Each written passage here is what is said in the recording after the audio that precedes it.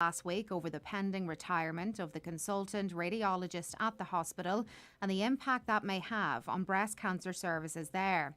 However, Ceuta has given reassurances that arrangements are in place to address the upcoming vacancy. Deputy Padraig McLaughlin says there cannot ever be a situation where services are allowed to dwindle and that the hospital should be aiming to improve rather than maintain.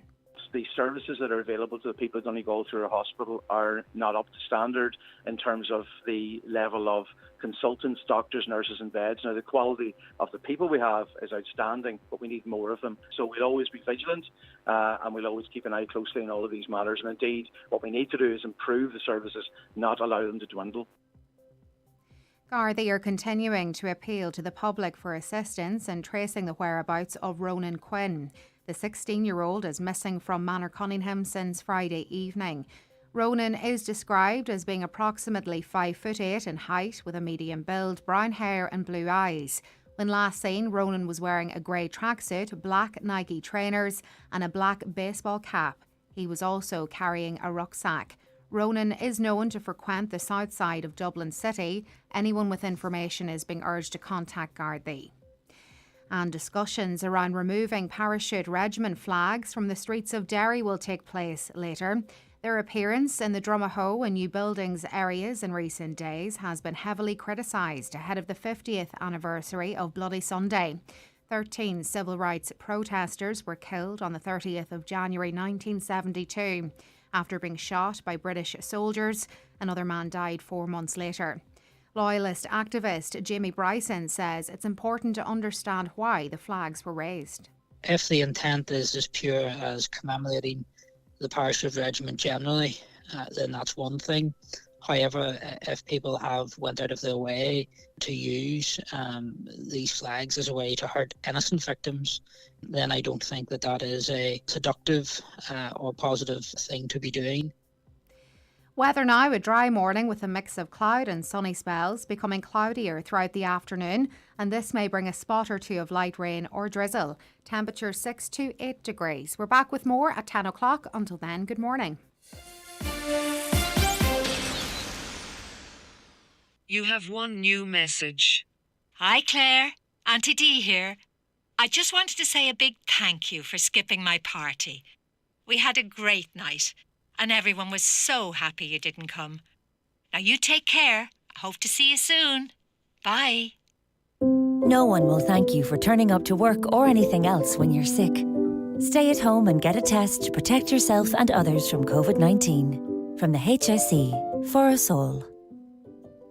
The 9 till noon show is brought to you by Letterkenny Credit Union, offering low-rate car loans with fast approval. Apply online at letterkennycu.ie or in office today.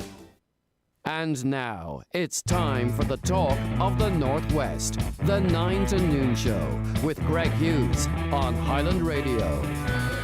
Hello, very good morning to you. It is just turning 5 minutes past 9 on this Tuesday, the 25th of January, and you're welcome along to the 9 till noon show. Lots coming up on the programme. We have the Community Garda Patrol, obviously, coming up for you just after 10 with the latest appeals and information from the Gardaí. A little later on, too, we'll be answering your holiday Q&As. Are you planning on going away in 2022? Is it something that's on the back of your mind? Maybe you have a question as to where you can go, what you can do, how you can save some money. We have an expert on hand to answer your questions. Get them into us now, actually, if you wish, to 086 60 25,000, 086 60 25,000, or give us a call on 07491 25,000, and we'll get to as many of those questions as we can, of course, and much more besides. Right, let's crack on with a look at the front of the newspapers today. We'll start with the Donegal Democrat, and after more than 30,000 COVID-19 cases and 235 recorded deaths in Donegal since the beginning of the pandemic, people across the county have been returning to a semblance of life before COVID-19 after the announcement of the lifting of most restrictions. All restrictions have been lifted on hospitality, allowing pubs, restaurants, cafes and nightclubs to return to close to pre-COVID life since Saturday. And that story is accompanied by a picture of 3 happy men on the front of the paper enjoying a pint at Sean Ogues in Ballyshannon. The Derry Journal tells us that the chairperson of Donegal County Council's Mica Redress Committee has said while the delay in the opening of the new scheme is disappointing, homeowners will have a scheme that works better than its predecessor. Councillor Martin McDermott was joined by Councillor Albert Doherty and reps from the executive of Donegal County Council in a meeting on the scheme with the Department of Housing representatives last week.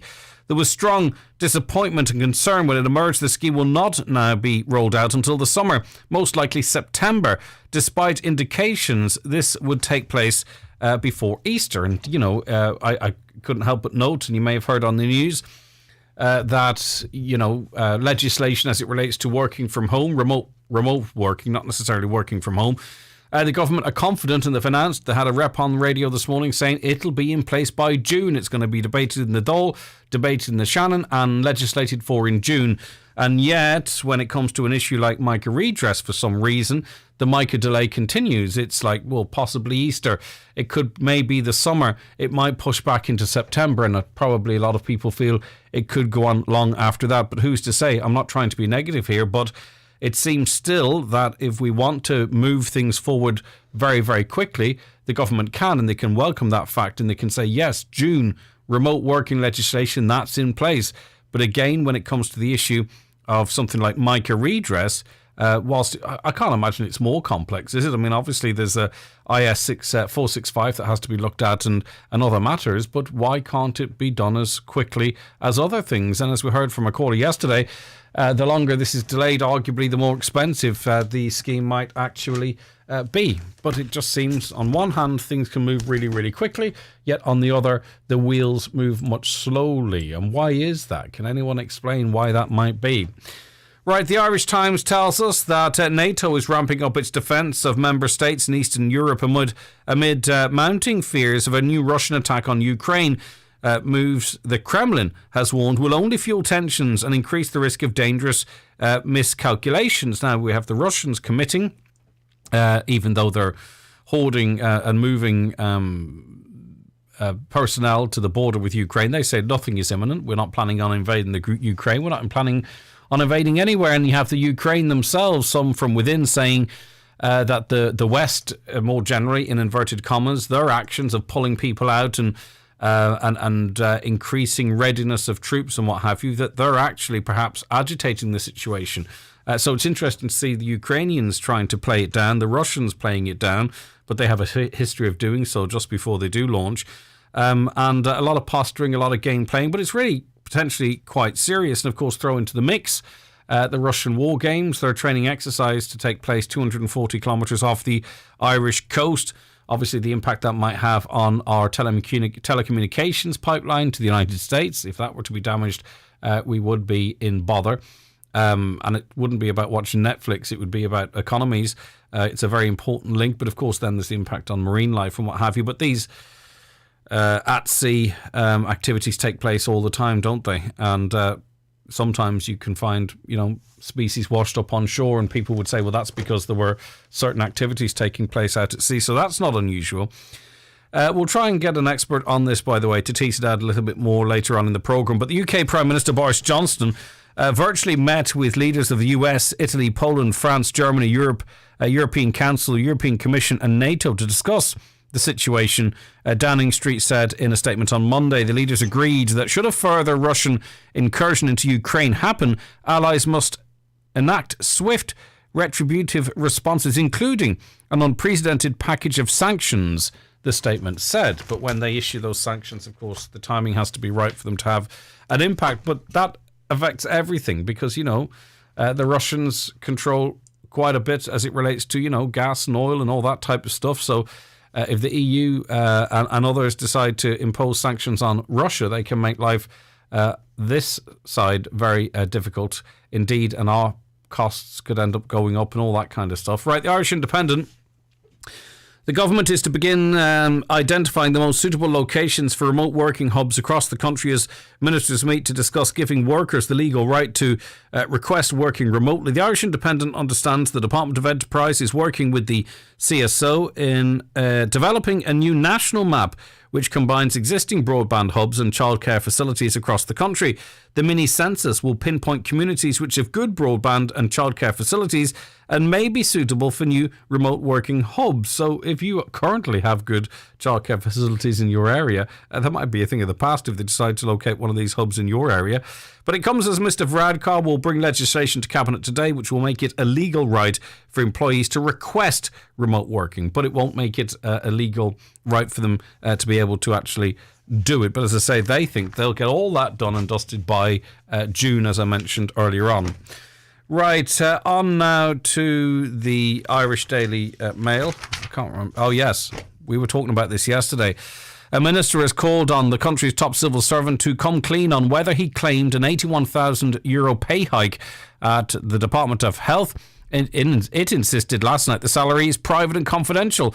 Housing Minister Darragh O'Brien increased pressure on Robert Watt, the Secretary General at the Department of Health, to be transparent about his salary. Speaking yesterday, Mr O'Brien said there shouldn't be any secrets around salaries like that. People know what I earn. People know what other senior civil and public service servants earn as well. I think transparency is always a good thing, whether it's appropriate, where it's appropriate, and I would expect that it would be answered at the appropriate time, he said. Mr Watt was appointed to the role in April last year on a salary of €292,000. However, he agreed to temporarily waive an €81,000 increase he received after switching roles. So his increase is the equivalent to what, 5 people in certain jobs will earn all year, and one person as a pay rise. There's no situation where that's acceptable, is it? I mean, if he was involved in a health service that was, knocking it out of the park, no waiting lists, rapid access to care, no cock-ups, you might say, right, well, you know what? You have to pay the right money to get the right people for the job. But this is a health service that is worsening all the while. Lists are growing, uncertainty in certain areas, recruitment issues, problems with terms and conditions for their employees.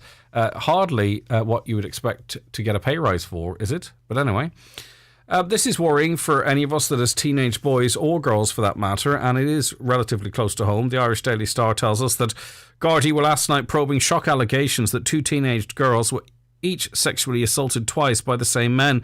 The Star has learned that detectives investigating the horrific incident in Sligo town on Saturday night believe both girls were targeted in one location and then followed and attacked again.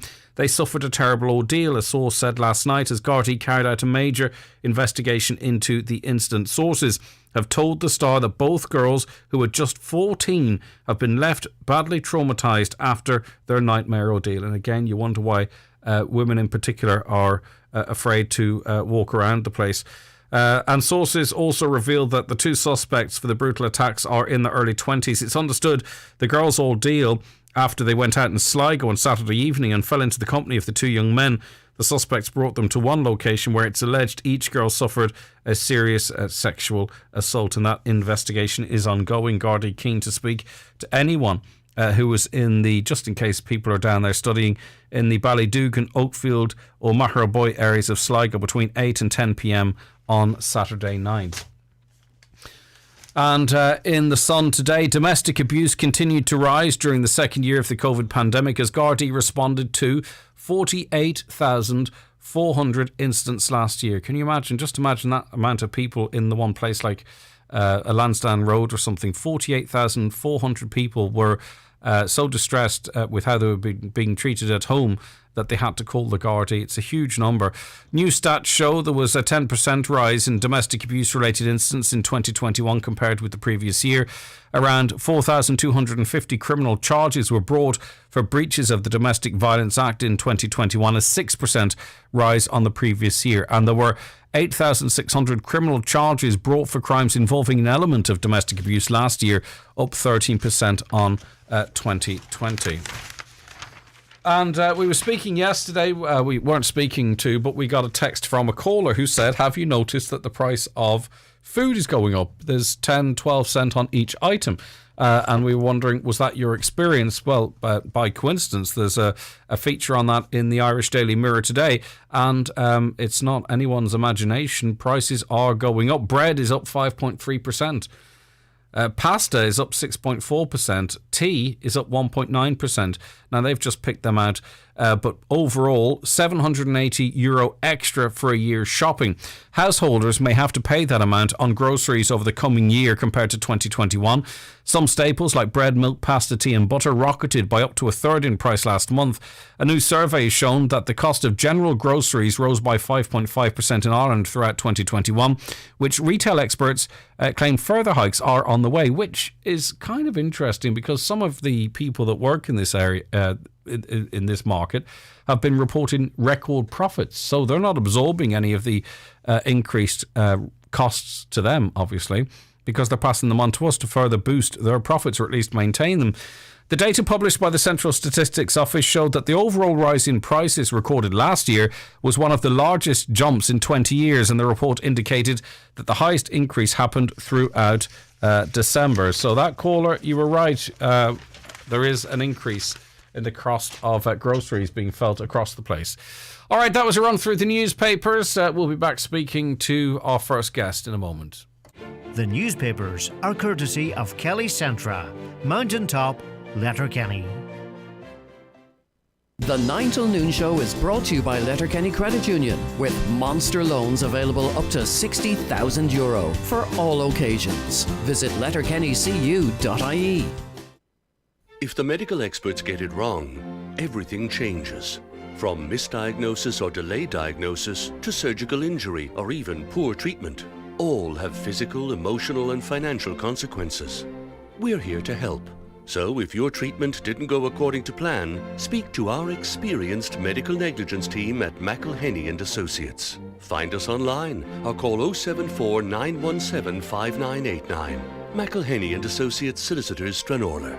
In contentious business, a solicitor may not calculate fees or other charges as a percentage or proportion of any award or settlement. It's that time of year again. Long evenings, low temperatures and slippery roads. So for your free tyre check, call Donegal Tyres. They have all you need in stock. Winter or all-season tyres. Or, especially for wet Irish conditions, the latest generation Uniroyal, the rain tyre. Experience the difference. Call Donegal Tyres, Donegal Town. Phone 97-21482 or see donegaltyres.com. You deserve better. Better services, better rewards and better savings. All with Bord Gosh Energy. Get 40% off your electricity and start saving today. Because when you're spending less on your energy, you can spend more on what matters most. Switch to a better way at boardgoshenergy.ie. EAB €962. 12-month discount with direct debit and paperless billing. Unit rate and standing charge apply. See boardgoshenergy.ie for EAB prices and full T's and C's. GiveBlood.ie know we can count on you, our community of blood donors, to give blood and to choose to be there for others in their hour of need. Blood donors from Buncrana should attend the clinic in the Inishowen Gateway Hotel on Monday 24th and Tuesday 25th, and donors from Carndonna should attend the clinic in the Carndonna Community School on Wednesday 26th and Thursday 27th of January. To ensure social distancing, all donors need to make an appointment, so call 1-800-731-137 to book your time. New donors are welcome. Visit giveblood.ie to see eligibility and clinic details. Highland Radio Time Checks, brought to you by Letterkenny Shopping Centre, the centre of shopping in Donegal. Free parking and shopping all under one roof. Letterkenny Shopping Centre, bringing you the time at 9:19. Welcome back. Okay, we're joined on the programme now by Raymond. Hi, Raymond. Good morning, Greg. How's the form? I'm all right. How are you keeping? Wonderful. Thank you, sir. Good stuff. Right. Your commentary on what's happening, I suppose, is it particularly the Russian activity that's due to take place next month off the southwest coast? Yes, sir. Let me just digress for a moment, and this is relevant. If you remember about maybe 3 years ago, there were 2 or 3 TDs in Dublin that, remember when there was North Korean missile issue going on at that time, and they offered to fly to North Korea to try to open the door, break the ice, to defuse things, and they were effectively mocked and sort of told to crawl back into their rabbit holes. Now if you look at North Korea today, since the beginning of January, they've launched something like 6 missiles. North Korea has, and including hypersonics that you can't defend against. And like I was just looking at the situation, which I presume is the Northern Fleet of the Russian Navy, and I don't know Mr. Putin at all. Obviously, I'm not an expert. I'm just sort of an observer on the outside. Those exercises, war games or whatever, I presume they're costing well in excess of 100 million euros in his terms. It's very, very expensive. And like, if you had Simon Coveney down there, if it was the British Navy or the American Navy, he'd probably be gushing all over the place with enthusiasm, to go out and see, Well, what a great job they're I think 55,000 US soldiers have travelled through Shannon, and God knows what else happened through Shannon. So the Irish government never said too much about that. No, I mean, you're right now. Let me diverge historically. The United States suffered last year a very humiliating exit out of Afghanistan after 20 years. And like, as you know, Afghanistan has historically been called the graveyard of empires. And before the United States went in there, Russia was in there for about a decade. They lost something like 15,000 young soldiers. And what happened in Afghanistan, it humiliated and it destroyed the morale of the mighty Russian army. Mm-hmm. That destruction of the morale led directly to the collapse of the Soviet Union. It wasn't the Berlin Wall. That was just the last straw. But they lost the Russian army, and they had, that it was just, was it dynamos or whatever, those things, just one after the other tipped over after that. What I'm just saying is Putin, like, he's seen Afghanistan. He's seen what happened to the United States. Russia got destroyed in it. Chechnya, he lost the first Chechen war in there. The second war, it was given over to a local strongman at the end in here. And like Putin, regardless of what you think, he's shrewd, practical man in here. He's playing a global chessboard right now. He did annex Crimea, though. Let's not forget, not too long ago. So all the activity doesn't necessarily fall bad for the Russians. That worked out quite successfully for him, I would say. Yeah, well, from what I understand, and maybe I'm mistaken, I had understood that in the late 1950s, there was a guy named Khrushchev who was a prime minister, and one night he was drunk, and he told Ukraine, "I'm giving you Crimea," and supposedly that's how that started, and supposedly something like 14,000 people have been killed in eastern Ukraine between Russian separatists, and there's a lot of blood, and there's Russian blood there too. There is, of course, but also the Russians. I think was it 1994 when the Ukrainians disarmed the nuclear weapons that they'd inherited from Russia, and it was at that time that the Russians said that they would be the protectors of Ukraine, and then a short few years later they went in and took Crimea, so they can't be trusted on their word then. Well, Greg, the world situation is nobody can be trusted. Russia can't be trusted. Can the United States be trusted? Can NATO be trusted? Can the EU be trusted? I mean, I was listening. Everyone's out for themselves. Everybody's out for themselves. Yesterday you had on some lifelong fishermen from Killybegs, and Brussels is deliberately, if you will, sticking the screws to them, and that's been going on for years. But to your suggestion, obviously, Ireland is a supposed neutral country. You're suggesting in your email to us that we should actually, welcome the Russians with open arms, invite them to dock in Killybegs. I mean, is that realistic, Raymond? Look, it may not be realistic, but being realistic isn't necessarily get you to a solution in here. What I'm saying is invite them to Killybegs before or after these proposed war games off the Cork coast in here. Maybe that cracks the ice a little bit with Mr. Putin and with some of the generals in Brussels or NATO or wherever in here. Maybe it doesn't work, but maybe it's worth a try in here, because the United States, supposedly they're talking about sending 8,500 troops into Ukraine right now. They haven't given the go ahead on it, but they're sending the signals out, and Putin can ship hypersonic missiles to Cuba and Venezuela, south of the United States.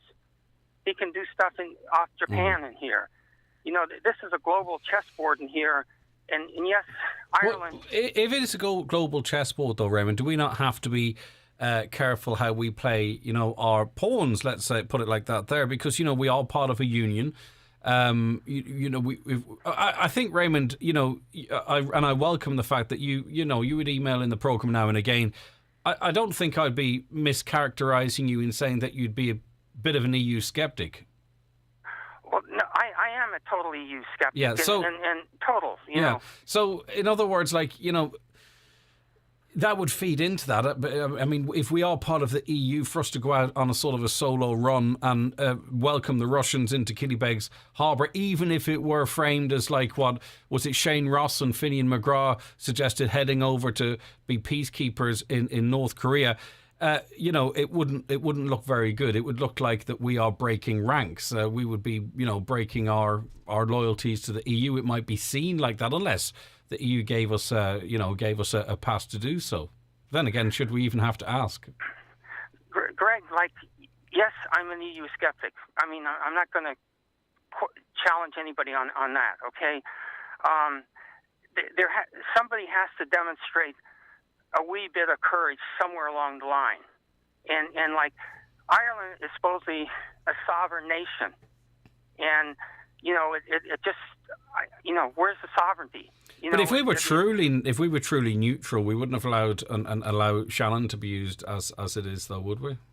No, Greg, I'm opposed to what they're doing in Shannon. Okay, look, there's, from what I understand, and maybe the numbers are not accurate, the United States and NATO have killed something like 2 million Muslims in the so-called war on terror. All right, and there's a lot of history in the United States where people making the decisions are coming out of, shall we say, different Ivy League schools. But there is a thing, though, Raymond. I mean, I think we all can comfortably question the motives for anything that the likes of the United States or the British or any of them do. It's it's like, look over there to distract from something else, or I mean, the Russians are at the same crack. That's what they're doing. They're piling up their soldiers on the border with Ukraine. They're saying, look, we're not going to do anything, but they're posturing. They're doing this for not possibly any interest in actually getting their hands on any more of Ukraine, but it's to get concessions on the international stage. That's what they're doing.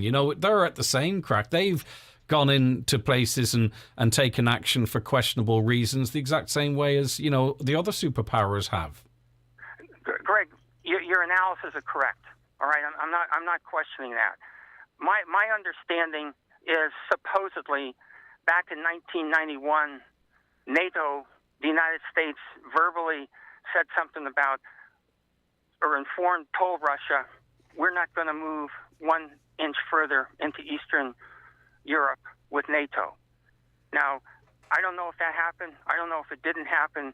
But, if you remember back in the early 1960s in the Cuban Missile Crisis, Russia was going to move, nuclear missiles or whatever into Cuba, which is 90 miles off Florida. Mm-hmm. Okay? And, John Kennedy was president, and they went crazy with John Kennedy. He was sort of a cool hand Luke type. He didn't listen to his generals to bomb the hell out of Cuba, but leading up to that, and this wasn't covered in the American press at that time, the United States had moved nuclear missiles into Turkey, and that's what instigated the Cuban Missile Crisis in here. And you almost have a somewhat analogous situation currently, going on in here. There's nobody in this world anymore that's an angel. They're all protecting their interests, and the United States is worried about China.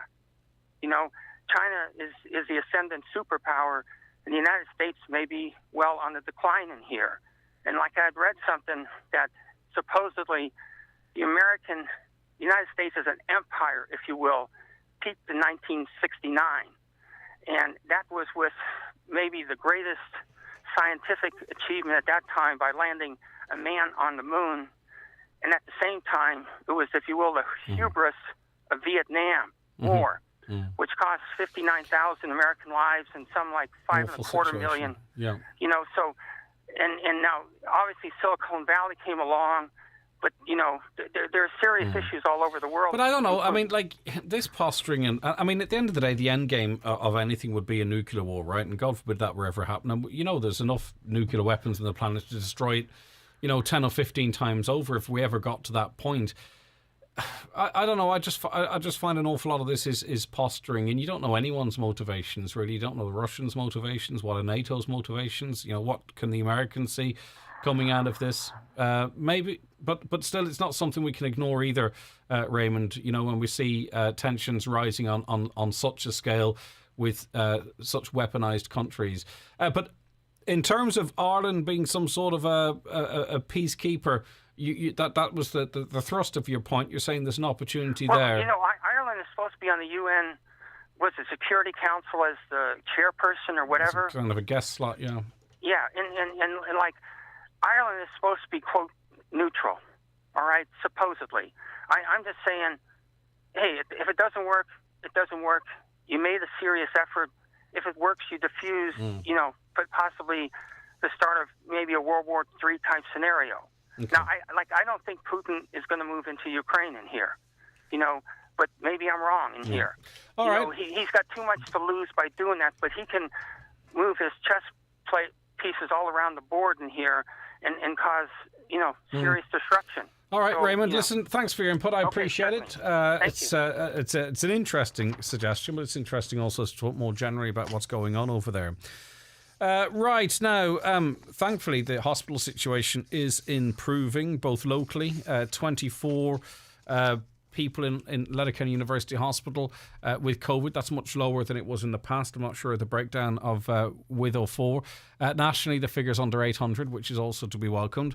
But also, obviously, people are seeing that restrictions are being lifted, but are saying, well, why can't we go in and visit our loved ones in hospital? And people within the hospital are saying, why can't my loved ones come in and visit me? I committed to you to inquire with the HSE as to, you know, what is the situation as it relates to visiting? What are the criteria that would allow visiting to return? So we got on to them, and unfortunately it's not positive news for those wishing to get more access. They say to us there's been no change to national guidance. Now, this is national health guidance, by the way, national HSE guidance. There's been no change to national guidance on visiting acute hospitals since late December. The more recent limitations on access to Letterkenny University Hospital were due to the number of cases in the hospital, and the person that we were in contact with has committed to check to see if there are any changes on that front. But as I say, you know, there's a third of the amount of cases that were in the hospital at the time those restrictions were introduced. So what is the criteria? And I know there's people who can have questions about, you know, access as it relates to maternity and all that type of stuff. But listen, we're chasing up on that, trying to get answers to that. Hi, Greg, on behalf of people who used to enjoy Irish dancing in the age bracket of 50 to 80, could someone out there get it started again when restrictions eased? And they have. It's a great pastime. Thanks. Are there any plans to get Irish dancing, social dancing, back up and running, particularly in the 50 to 80 age category? Let us know. We'll pass it on if there are, or is there hesitancy, or would the numbers be there for it? Let us know. Another caller says, as a resident in the Athlone area of Letterkenny, can I ask learner drivers to avoid the area between 8 a.m. and 9 a.m. to allow the school traffic and buses to move? This morning, a large bus once again had an issue turning because of the number of learner drivers in the area, hence leaving the bus late for the rest of its school pickups this morning. So why are there... is that the route for the driving test, is it? And learner drivers use it to practice? Or is it those who teach people to drive? I can't remember what they're called. Instructors, driving instructors. Why is there a particular issue with a large amount of learner drivers in the Athlone area of Letterkenny? Let me know. I'm sure it has to be down to one of those scenarios I outlined. 086 60 25,000, 086 60 25,000. Right, back very shortly. The 9 till noon show is brought to you by Letterkenny Credit Union. Download our new app today to apply and draw down your loan wherever you are. In this week's RTE Guide, cover star Karen Coster on the challenges of balancing family life and career. Jason Byrne on health, happiness and humour. Plus, meat-free meals, home workouts and healthy hikes. All in our wellness feature. Everything and more. RTE Guide. On sale now. A new year? A new floor? At Floorit, we offer quality solid, semi-solid and laminate click vinyl wood flooring, together with a vast choice of Parky herringbone flooring, all fitted and tailored to your needs. Call in today and see for yourself the fantastic offers available this January. Call Floorit today on 087 1617 008 or visit floorit.ie. Oh, your dad sent a holiday photo of them in Northern Ireland. There's a few. How much did they get up to? They're still coming. Hey, why aren't we on holidays? With so much on offer, from helicopter tours soaring above the Causeway coastal route and crossing the Fermanagh Lakes on an Ironwater taxi, to gripping history tours of Crumlin Road Jail, planning what you'll do next is easy at discovernorthernireland.com. Just try not to make the rest of the family too jealous. Northern Ireland, a small step to a giant adventure. When planning and visiting, please double check your bookings and always follow current COVID-19 travel restrictions. Available at nidirect.gov.uk. Ireland's best-selling car of 2021 is the Hyundai Tucson. And now the all-electric Ioniq 5 has proven itself with a host of awards. Ioniq 5 was named German Car of the Year, Auto Express Car of the Year, and European Car of the Year finalist. Your local dealer is Divers Hyundai, Canal Road, Letterkenny. Call 91 22 600. Okay, now we're joined on the programme by Eddie Crawford, who's a member of the Red Hugh O'Donnell Lifford Committee. A very good morning to you, Eddie. Thanks for joining us. I think you're muted there, Eddie. If you just knock that off for us, perhaps, are you? Right, no, I can't quite hear Eddie. I'll tell you, Eddie, I might bring you back in again if that's all right. We're having a little bit of difficulty there. 086 60 25,000, that is the text line. Or call 07491 25,000. Hi, Greg. Couldn't agree more with your comment on about salary increases of 81,000. This is disgraceful when we have our young on less than half that and paying well over 1,000 a month on rents. There's far too much a gap developing between the rich and the poor, and it's about time government took a look at this when they're increasing their salaries. Let's see if we can hear Eddie now. Can you hear me, Eddie? No, we can't hear Eddie there. No, it's a slight technical issue. We'll get back to Eddie in a moment. It's often said we learn from example. The domestic violence has to stop, or many children will learn from it. This example, indeed. Yep, there's a point there. It's amazing how this government can give themselves thousands of a pay rise but can't fix the Mica situation. What does this tell all the people? I think that's... people might have a legitimate concern there, indeed. Who in the heck is saying inviting the Russians to Killybegs to chip away at Putin? Vladimir Putin will be softened by an evening in Huey's. Really? They ask. Well, it's a suggestion. For God's sake, inviting the Russians to Killybegs, we don't have any pawns, Greg. The EU doesn't care what happens off the Irish coast.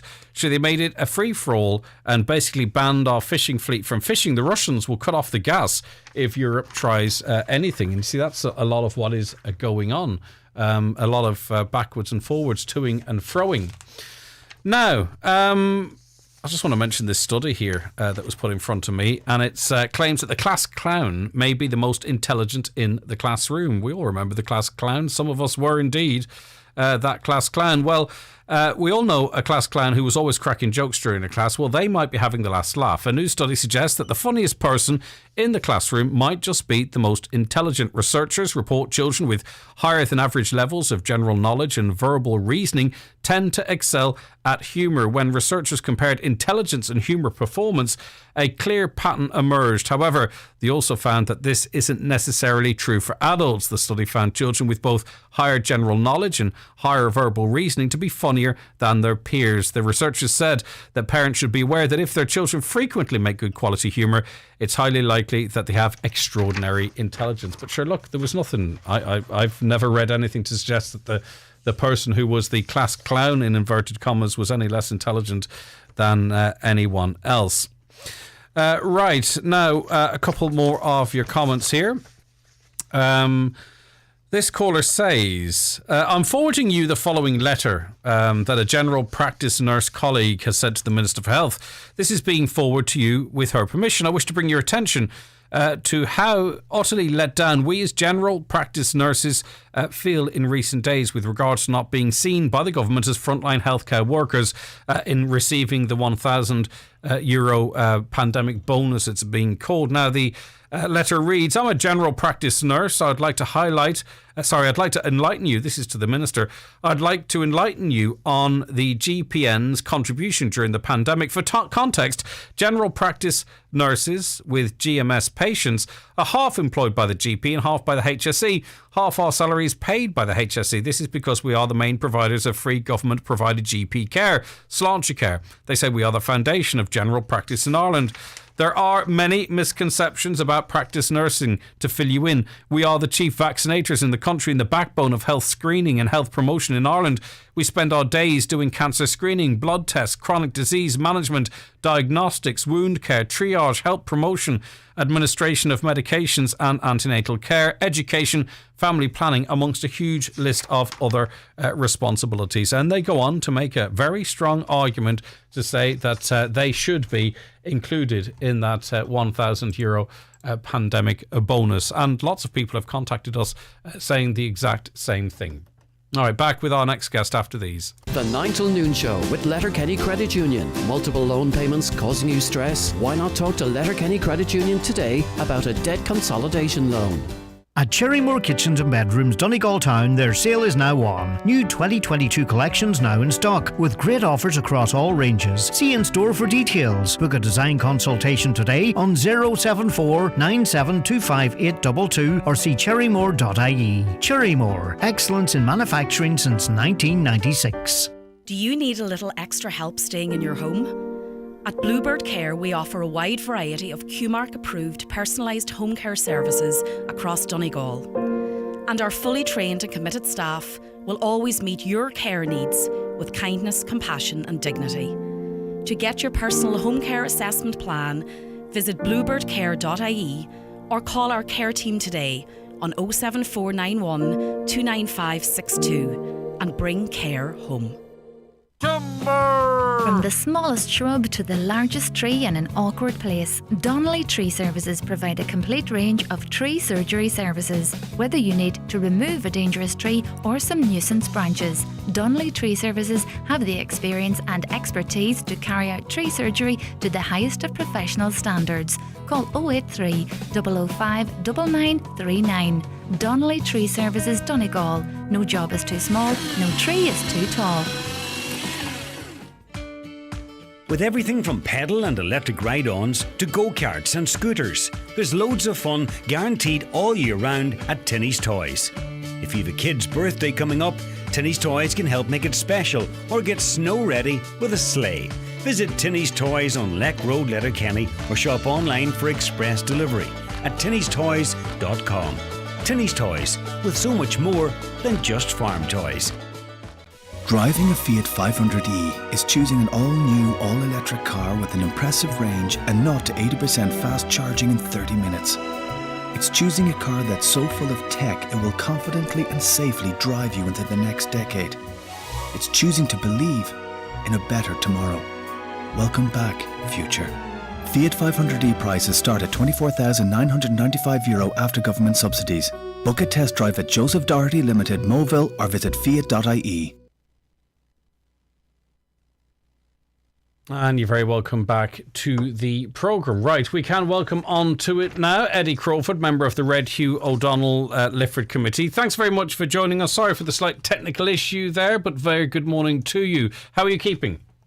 Keeping well, Greg, and thanks for inviting me on. No problem. I'm very interested to find out why and why not, but there's very good reason that we would consider linking or twinning or improving connections between part of Donegal with Valladolid in Spain. Is that the correct pronunciation?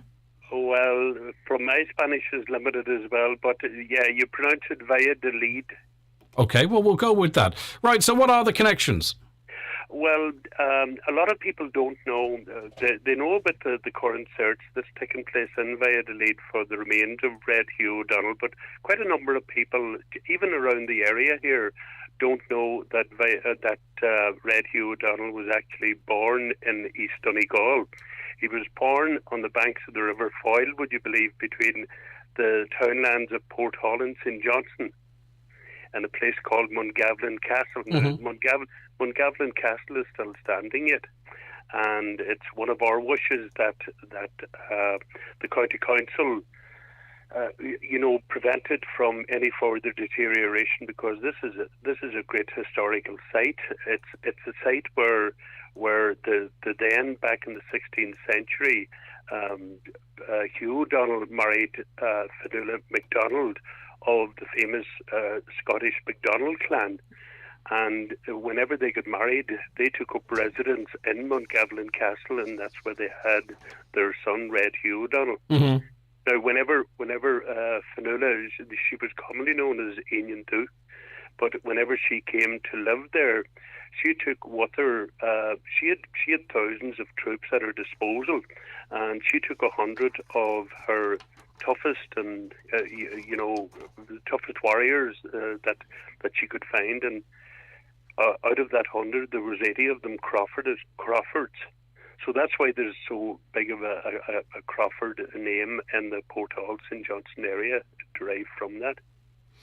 That's fascinating. And so what did you actually propose at the council meeting? Well, or it was a presentation as such, but what were the key points of it, Eddie? Yeah, well, myself and the current president of the Hispano-Irish Association, Carlos Burgos, who may be on with you now. He is indeed. He'll be joining us shortly. Yeah. Well, we gave a presentation in that, or the three aims that we have is again just to get finance from the council to prevent the castle from any further deterioration. We would like to get a statue of Red Hugh erected in the Diamond in Lifford, which is the seat of power for centuries, and indeed a place where Red Hugh would have worked out of for a long part of his life in Lifford Castle, and to twin the area of Lifford's northern municipal area with an area within Valladolid. Valladolid is a massive area, and it's the ancient capital of Spain. So myself and Carlos is doing a lot of work on that between us to try and get the two areas together. And we're also we'll be working with schools shortly. We'll be going to talk to the students in the local national schools, secondary schools, and get them in contact with one another as well. And then let it develop from then on into it's a massive tourist boost opportunity for both areas. All right, let's introduce Carlos Burgos. Good morning, Carlos. Thank you very much for joining us. As Eddie mentioned, you're president of the Hispano-Irish Association. Tell us from your perspective, Red Hugh's connection and also efforts ongoing to locate his remains. Well, from last year, well, first of all, I would like to send a warm hello from Valladolid to all the Donegal area people, that we appreciate a lot all that people, because we feel very close to all the Irish people. That's the first thing I would like to say. And after that, the efforts that Valladolid City Council is doing about the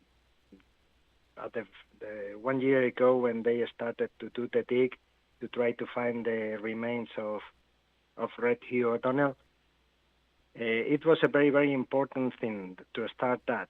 And before that, it was 10, 15 years before, was also the City Hall tried to do another effort.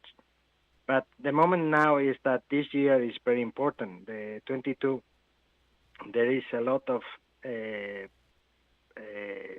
actions and events in this project, try to promote the image of Red Hugh O'Donnell, and also one that is really important, that to promote the relations between Spain and Ireland.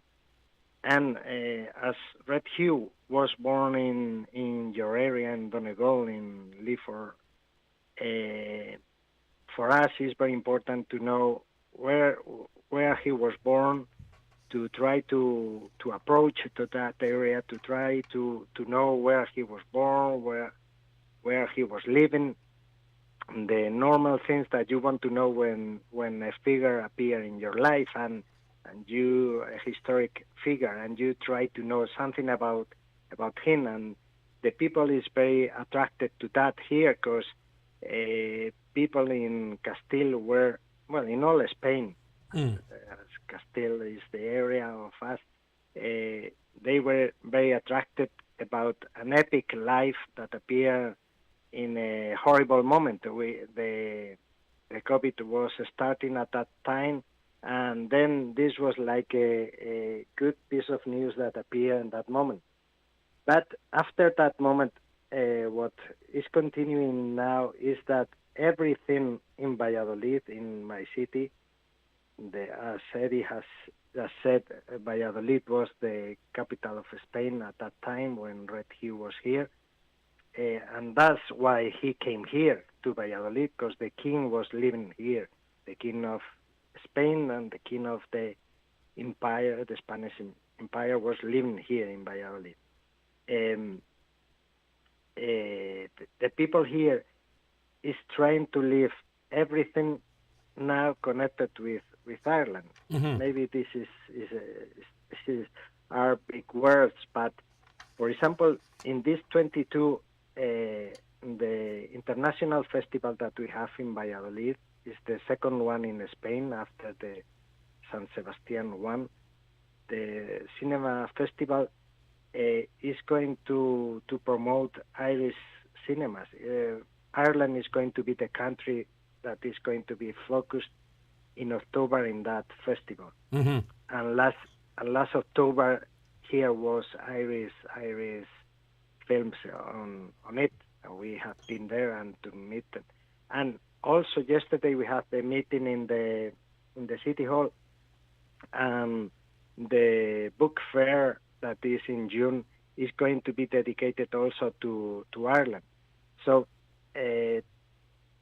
all the rest of the events, for example, the statue that is going to be twin statue in Valladolid, and mm-hmm. another one it's possible to be in Lifford, and to try to recover that castle, the Mogollon Castle. Yes, and we'll talk a bit more about that. And I don't want to wish to sort of distract from the important connections between the two and the Red Hugh connection. But I mean, outside of that, presumably there'd be benefits for both areas in twinning. You know, obviously the reason for it is our historical connections, but you know, these type of twinnings also, you know, benefit other areas. You know, the economies, visiting, you know, shared culture or exchanging of information. You know, this could be of benefit to both areas beyond, obviously, the very, very important and crucial Red Hugh connection. Of course, always we need something that starts the relations, or that starts the promotion. Mm-hmm. In this moment has been Red Hugh, the one that the remains of Red Hugh and the burial place is the one that has started this situation, because the historical relations has been for 500 years, even more than that. But now is a very important moment. And it's not because Eddie or me or the Valladolid City Hall says that. No, it's strange that all the press, all the media, all around the world was very focused at that moment mm-hmm. when the dig was on. Mm-hmm. The New York Times never has been talking about Valladolid, well, or very few times. Yes. But to be so focused in this is because it's important for a lot of people all around the world. All right. So that's the opportunity. Yeah, okay. Exciting stuff, potentially, Carlos. Eddie, finally, in the last minute or so, Carlos mentioned the erection of a statue of Red Hugh O'Donnell in the Diamond. That would be part of this sort of three-pronged three-pronged process, the preservation of Mongalvlin Castle, the twinning of the two areas, as we've been discussing, the erection of a statue close to where Carlos is, but also obviously in Lifford. Do you see this coming to pass? Do you think things will move forward, Eddie? Well, going by the meeting that we had with the local councillors there last Monday, we had a Zoom meeting with them, and the Zoom meeting was only supposed to last for about 15 minutes, but it went on for about 50 minutes. So much was the interest that they showed in it. They were very, very enthusiastic about the whole lot. And, you know, the likes, when you're talking about the statue in Lifford, I'm sure you know, Greg, that, do you know, just short of Boyle there down County Roscommon, the big Gaelic chieftain up on the hill to the left sitting on the horse? Well, a lot of people don't know that's actually Red Hugh O'Donnell. There you go. Sculptor Red Hugh O'Donnell, and his victory over the English at the Battle of the Curlews. And right. I mean, we have this great chieftain in our area here, born in our area, and we have nothing really to show about it, and we should be promoting that, not just for historical purposes, but as yourself and Carlos was talking about the potential of the tourism. We have a natural Red Hugh O'Donnell way here, or a pilgrimage, or whatever you want to call it. You know, you have the likes of Mongalvlin Castle. Yeah. You have Rathmullen, where he was abducted by the English and taken to the Dublin Castle and imprisoned there for 5 years. You have the Doe Castle, the McSweeney's, who was fostering Red Hugh at the time. It was natural for... It's all there. It's just a case of and you're capitalising doing on well. it. It's just promoting that whole area. Well, listen, Carlos and Eddie, unfortunately I have to head for the news at 10. It's been very interesting. And we'll talk again into the future. Keep us on board with how things progress. Thank you both very much for joining us. Thank you very much. Okay, lovely to chat to you. Thank you very much indeed. All right, we'll be back with more on the 9 till noon show after the news and obituary notices. The 9 till noon show with Letterkenny Credit Union, now offering MyCU current account and debit MasterCard, bringing full banking features, delivered with the same local trustworthy service of your credit union. Looking for an easier way to get your prescriptions filled? Look no further. With our new Brennan's Pharmacy app, you have a simpler, faster way to manage your prescription orders. Just download the free Brennan's Pharmacy app from Google Play or App Store, fill in a few simple details about yourself and your medicines, and you're all set. From prescription ordering, daily medicine reminders, to messaging our pharmacy team directly, it's all at your fingertips with our new Brennan's app. Like to know more? Why not call your local Brennan's Pharmacy today for more information? We're here for you. Wet n Wild is a local family business fully stocked with waterproof jackets, walking pants, walking boots, Gore-Tex trainers and merino socks to keep you warm, dry and looking great in the Donegal outdoors. With friendly staff to assist you, get yourself out now at Wet n Wild and enjoy the Donegal outdoors. Years ago, I used to dread my motor insurance renewal. Then a friend told me about O'Malley Scanlon Insurance in Ballybofey and Dunlow. They do all the hard work. They contact all the major insurance underwriters and they get the very best possible quote for me. They have saved me a small fortune over the years and they could do the same for you. When your insurance comes up for renewal, contact O'Malley Scanlon Insurance at their Ballybofey office on 9131020 or their Dunlow office on 952206. O'Malley Scanlon is regulated by the Central Bank. Donegal County Council want to hear your views and invite you to get involved in the preparation of an outdoor recreation strategy for Donegal. A number of online consultation events are running across the county from the 31st of January to the 9th of February and online survey until the 22nd of February. Sign in and have your say. Visit donegalcoco.ie to find out more. In harsh winter weather, Watson Hire have all you need to stay safe and keep warm. There's great deals on coal, Calor gas, firewood and heating oil with free local delivery. Also electric, fan, halogen and oil-filled heaters. See in-store and the fuel store at watsonhire.ie. Great offers on winter clothing and boots. And for any hire items, there's still the weekend hire deal of 3 days for the price of one. All at Watson Hire, Kiltoy, Letterkenny, with free parking at the door. Live, on air, online and on the Highland Radio app. This is Highland Radio News. It's 10 o'clock. This is Highland Radio News with Donald Kavanagh. Good morning. A Donegal deputy says while he's confident there'll be a continuity of services at the breast clinic at Letterkenny University Hospital, staffing levels generally at the hospital are not up to standard. Concerns were raised last week over the pending retirement of the consultant radiologist at the hospital and the impact that may have on breast cancer services there. However, Southha has given reassurances that arrangements are in place to address the upcoming vacancy. Deputy Padraig McLaughlin says there cannot ever be a situation where services are allowed to dwindle. He says the hospital should be aiming to improve rather than just maintain. The services that are available to the people at Donegal through our hospital are not up to standard in terms of the level of consultants, doctors, nurses and beds. Now, the quality of the people we have is outstanding, but we need more of them. So we'll always be vigilant and we'll always keep an eye closely on all of these matters. And indeed, what we need to do is improve the services, not allow them to dwindle. The Public Expenditure Minister says a draft bill around remote working is a significant piece of legislation that will help to bring about a change of culture. The right to request to work from home is due to be discussed by Cabinet this morning. Minister Michael McGrath says the bill will strike the right balance. We're not going back to pre-pandemic types of employment. We will see a hybrid into the future, but at the same time I don't believe it is for government to step in and dictate the terms and the arrangements of individual contracts of employment. I think sensible arrangements will be arrived at between employers and employees in individual cases, and I think we will see a very different pattern of work to what we had before. Well, small businesses are warning they need to see the finer details of the government's remote working plan. Neil MacDonald from ISME, which represents small and medium-sized enterprises, says businesses want to know how the appeals process will operate if they refuse a remote working request. I think a great many employers will be keen to work within this new legislation, but we will need to see the fine detail of it as it's published. And we'll also need to see the view the Workplace Relations Commission takes of it in those cases where employers do not extend the right to work from home. Udras na Garda has launched a support scheme worth €720,000 to support the recovery of the tourism sector in the Gaeltacht.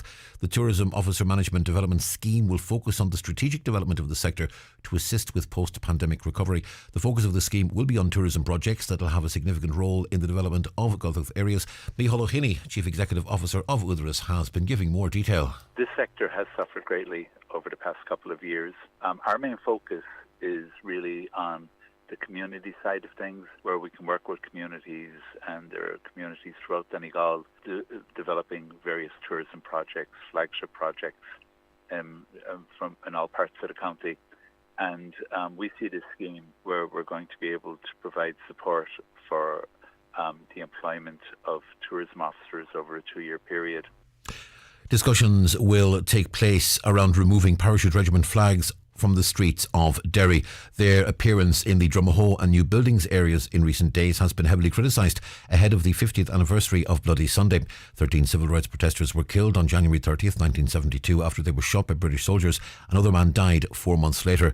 Loyalist activist Jamie Bryson says it's important to understand why the flags were raised. If the intent is as pure as commemorating the parachute regiment generally, then that's one thing. However, if people have went out of their way to use these flags as a way to hurt innocent victims, then I don't think that that is a seductive or positive thing to be doing. Any mist patches this morning will clear, leaving a dry morning with a mix of cloud and sunny spells. It'll become cloudier as the day goes on. There may be a spot or two of light rain or drizzle in the afternoon. Highest temperatures today 6 to 8 degrees Celsius in a light southerly or variable breeze. And that's Highland Radio News. We're back with news headlines again at 11 o'clock. Until then, from the news team, good morning.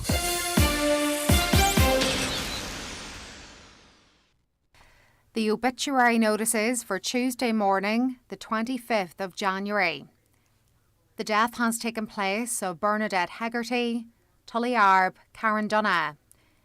Bernadette's remains will repose at her home from 5 o'clock this evening.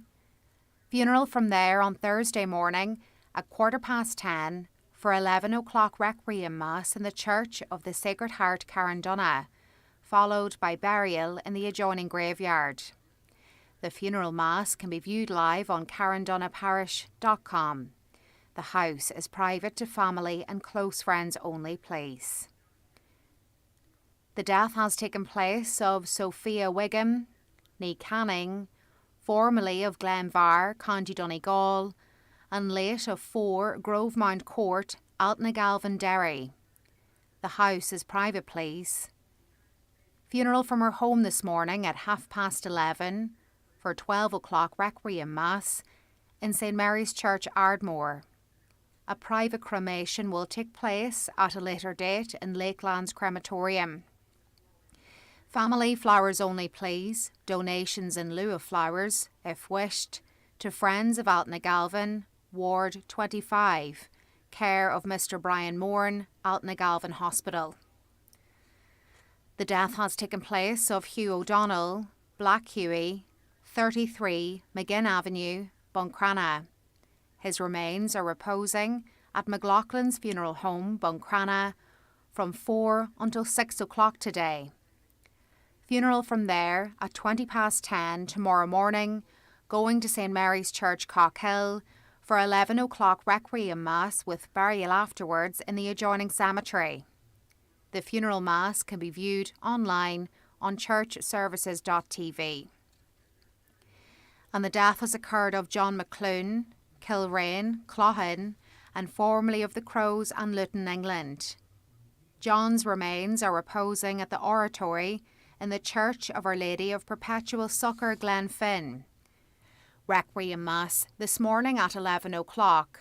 Burial afterwards in Eden Infa Cemetery, travelling via Kilrain and the Reelan Bridge. The funeral mass can be viewed on mcnmedia.tv. For more details, including any family health guidelines for wakes and funerals, please go to highlandradio.com.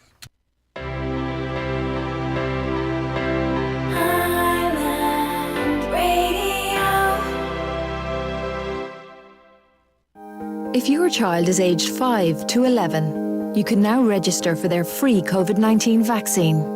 COVID-19 usually causes mild to moderate illness in this age group, but it can cause more severe illness. All vaccines used in Ireland are tested before they're approved by the European Medicines Agency. To find out more or to register, go to hsc.ie or call HSE Live on 1800 700 700 from the HSE.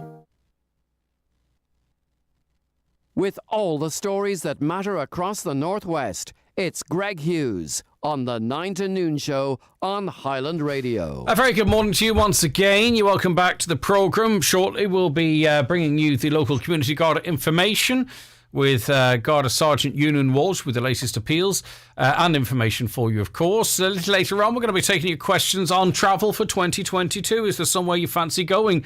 Have you any questions about where might be good to go, what might be different this time round, whatever it might be, any questions, get them into us and we'll try and get answers for you on that. We will get answers for you. I suppose it's whether they're the answers that you want to hear or not, hopefully. This caller says more wastage of council money twinning with another town, which usually necessitates junkets to and from Donegal, all paid for by the ratepayers' property taxes to boost the egos of councillors, historians with their hobbies subsidised with taxpayers' money. That's one look, but I mean, one way of looking at it. But do you have to spend a little to make a lot? And also to recognise history? There has to be a cost on that. I take your point, though, and you're probably right. I'm just saying that the flip side, others might say, you know, for a relatively low output, you might get an awful lot back. Now, no change to the visiting at LUH yet, by the way. This is the actual clarity.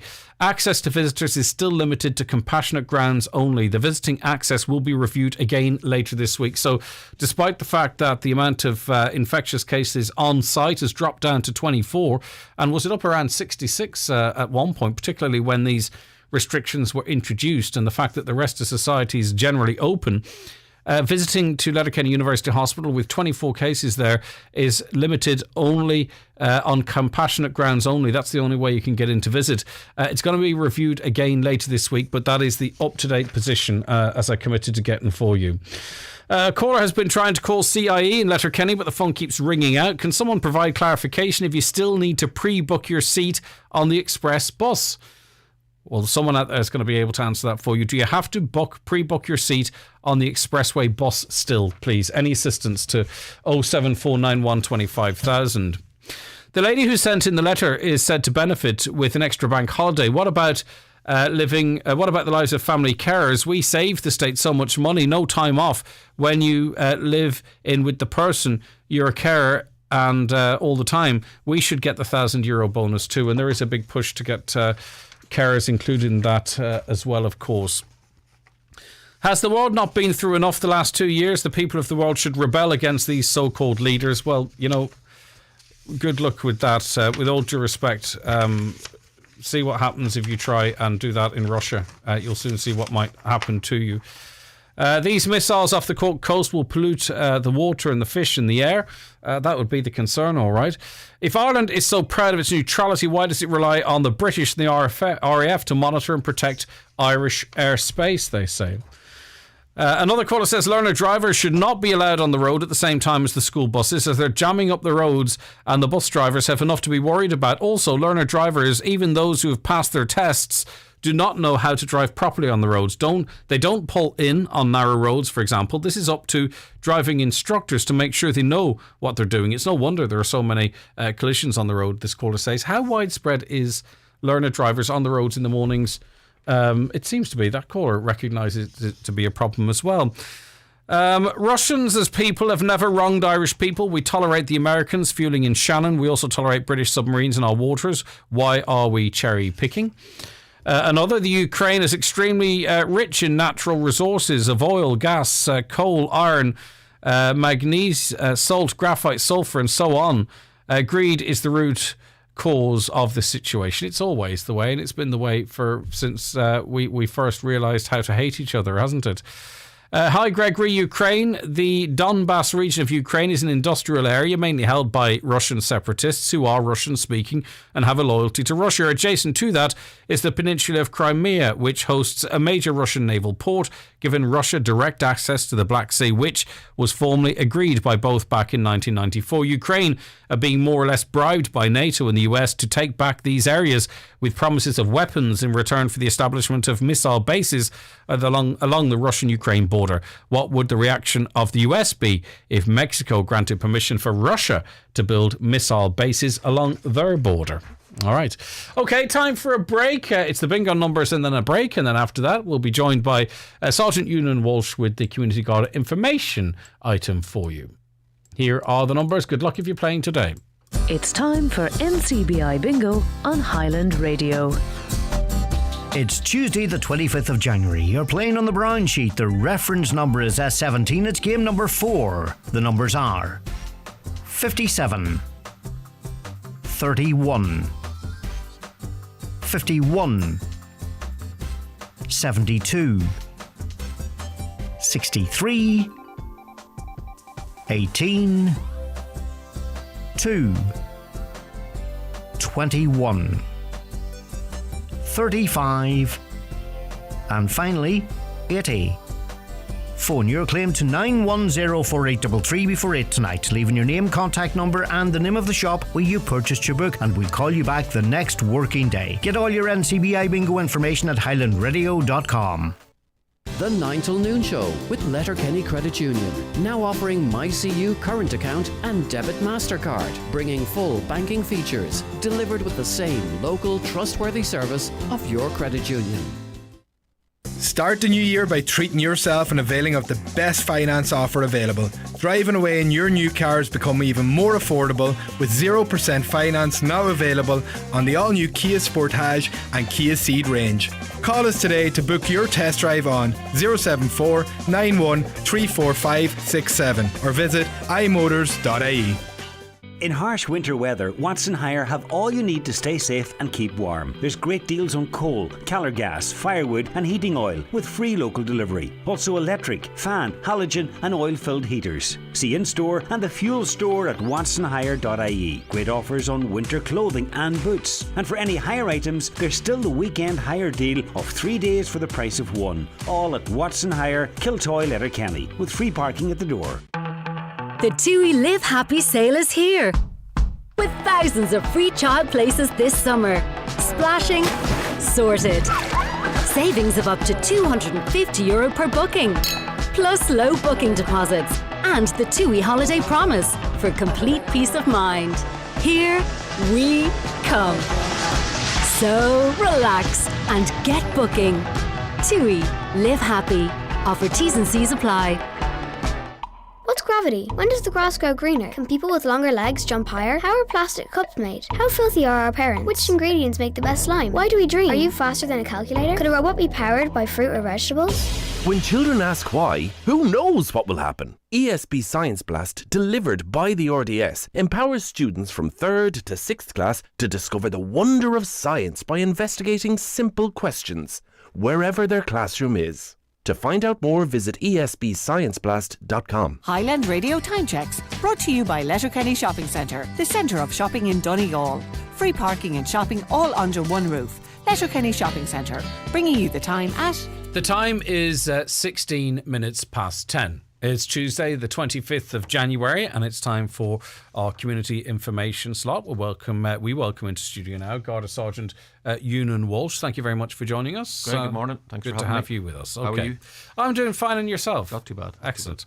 Right, okay, let's start with missing persons appeal. This was issued nationally by Garda yesterday, but obviously local people here may be able to help. Yes, this is a young man, Ronan Quinn, Greg, 16 years of age, who actually resides in Manor Cunningham, and he's missing since last Friday past the 21st.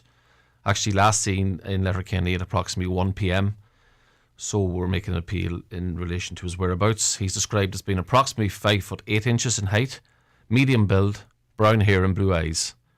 Again, when he was last seen, Ronan was wearing a grey tracksuit, black Nike runners and a black baseball cap, and he's known to be carrying a rucksack, but we don't have the colour of the rucksack. Again, he's known to frequent the Dublin area, the south side of Dublin, and we are in liaison with our colleagues in Kevin Street. And anybody information, maybe if you think you've seen this young man, again, you shared the photograph on your Facebook and Twitter pages, Greg, and the Highland Radio page, and thanks for that. So anybody who may have information into Ronan's whereabouts, to contact the Garda Letterkenny 074 9167 100, or again the confidential line 1800 666 111. Yeah, so to keep an eye out locally, but also if you've got maybe friends or family, share it. Down in the South Dublin area, share it as well, and get Ronan home. Okay, the next appeal is as it relates to vehicle theft. Yes, this incident occurred last Sunday night, Monday morning, the 24th of January, at approximately 12:25 to 12:30 a.m. The business premises, coal merchants premises, to the junction, close to the junction of the Canal Road and the Pierce Road there, and the gate to yard was forced open, and an attempt was made to steal a jeep from the yard by ramming the gate. Fortunately, the jeep was left there. The attempt was unsuccessful, and no property was stolen. We have viewed some CCTV, Greg, and we will continue to examine same in the vicinity of the premises. We actually have footage of a young male in dark clothing with a fur hood on his coat. And this young male travelled on foot from the Pierce Road, coming over from the station roundabout direction, into the premises, and he left a short time later, again going back in the direction where he came from, the station roundabout direction. In the CCTV, we actually can see a number of taxis in the area around the time, and we're appealing in particular to those taxi drivers to make their dash cam footage available to Garda at Letterkenny. Or again, if anybody in the area observed this male or have any information that might assist us in the investigation, to contact Letterkenny Garda Station 07491 67 100, or again the confidential line. So that's last Sunday night, Monday morning, approximately 25 past 12. So we're appealing to the taxi drivers in the area today. Yeah, and those furry hoods aren't quite as common as they once were, so that's pretty distinctive, and it's not too late at night either. So no, it would have been relatively busy again. Someone will be able to give you a lead there. Okay, right. Criminal damage at a car dealership this time. Yes, this happened on last Friday night, Saturday morning, the 22nd of January, between 3 a.m. and 4 a.m. The yard of the premise was entered, and damage was caused to a number of cars, unfortunately, within the car ownership yard. And again, anybody who may have been travelling in the area of Mountaintop between those times, that's 3 a.m. and 4 a.m. on Saturday morning the 22nd.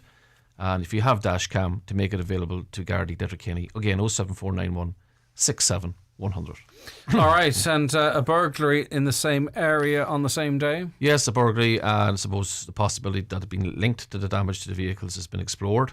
So again, Saturday morning, sometime after that, maybe around 5:30 a.m, the alarm of a business premises in the mountain top was activated, and the Garda attended the scene, and a small window was open at the front of the premises, and again we have viewed the CCTV, and 3 young males were captured on the premises. One of the males reached into the window, left a jar and stole some small items. The 3 males in question ran away from the scene. Again, 2 of the males were wearing dark clothing, and the third male was wearing a grey tracksuit top and white baseball cap. Again, maybe quite distinctive there. Grey tracksuit and white baseball cap. Fortunately, entry was not gained to the shop, and again, we're trawling CCTV in surrounding premises to try and bring it to a successful conclusion. But we're appealing for anybody who may have travelled in again in the mountain top area. It's approximately 5:30 a.m. on Friday night, Saturday morning, the 22nd of January, to come forward to Garda at Letterkenny. And this is why the dashcam footage appeal goes out, because it does reap rewards. But, you know, 3 guys, 2 in black, 1 in grey, you don't necessarily have to have seen them at that time. If they're captured or believed to have been captured at an earlier time, exactly, yes. You know, it can assist in the investigation or eliminate people from the inquiries. And that's why this is mentioned. It's not necessarily seeing people at that very specific time. It's maybe in the lead up to it or after it. Yes, and that's, even after it. Maybe in the hour before or after it. Maybe check your dash cam and make it available to us. We can view it for you if you wish, you know. Yeah, okay. Criminal damage this time in the Ballymacool area. Yes, it's quite a nasty one, Greg, where a car was set on fire in the green area of Ballymacool last Wednesday night, Thursday morning at approximately 1:30 a.m. A resident in the estate woke up when they heard a noise outside and discovered the car was on fire outside. And at this stage, we believe the fire was started deliberately.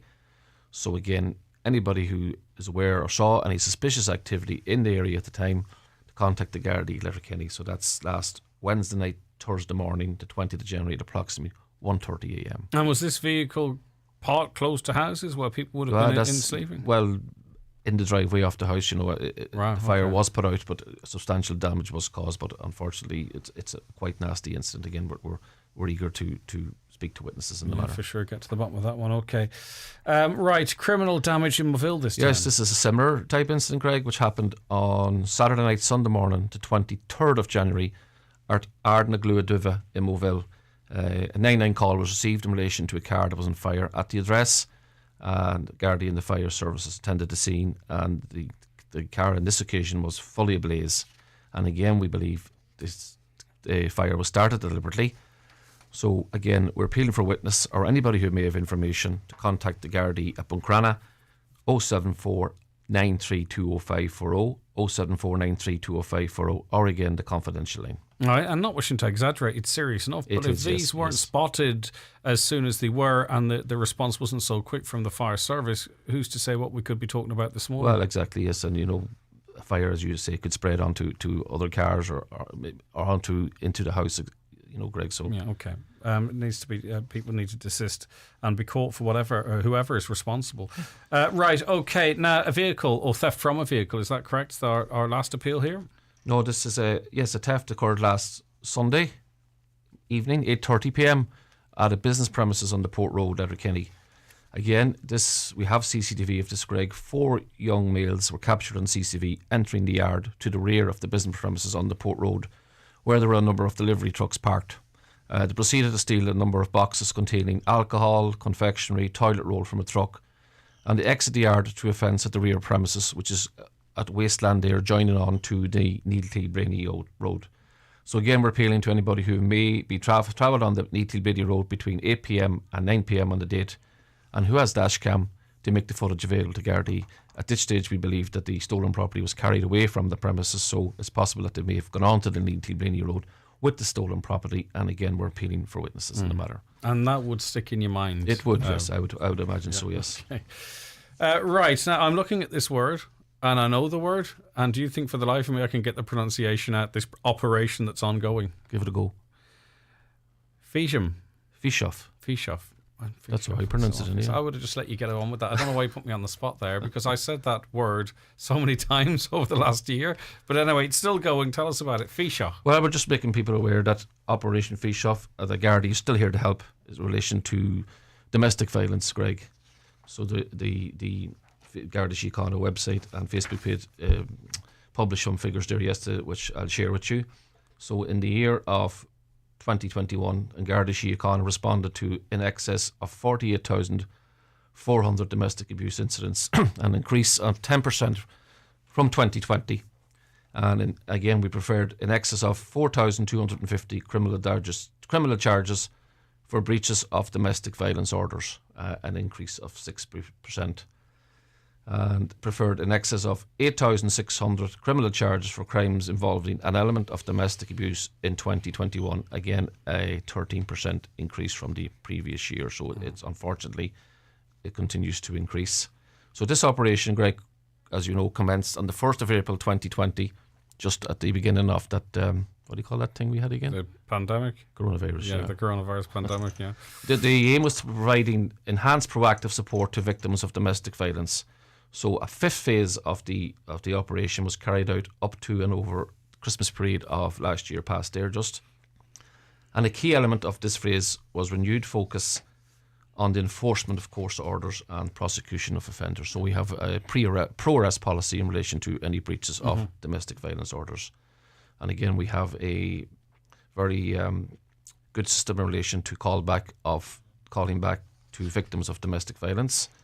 And we have our Divisional Protective Service Unit up and running in Letterkenny, which covers the Donegal Division. Again, very professional outfit, highly trained and highly committed officers who are dealing with incidents of domestic violence. So again, I would urge anybody who is a victim of domestic abuse or may have know somebody else who is a victim of domestic abuse to please make contact with the Gardaí.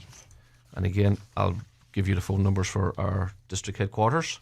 Letterkenny 07491 67100, Milford 07491 53060, Buncrana 07493 20540, and Ballyshannon 07198 58530. Now those are the 24/7, and looking at these figures and the increase, it's worrying. It's worrying, but also what it does indicate is that people are reporting.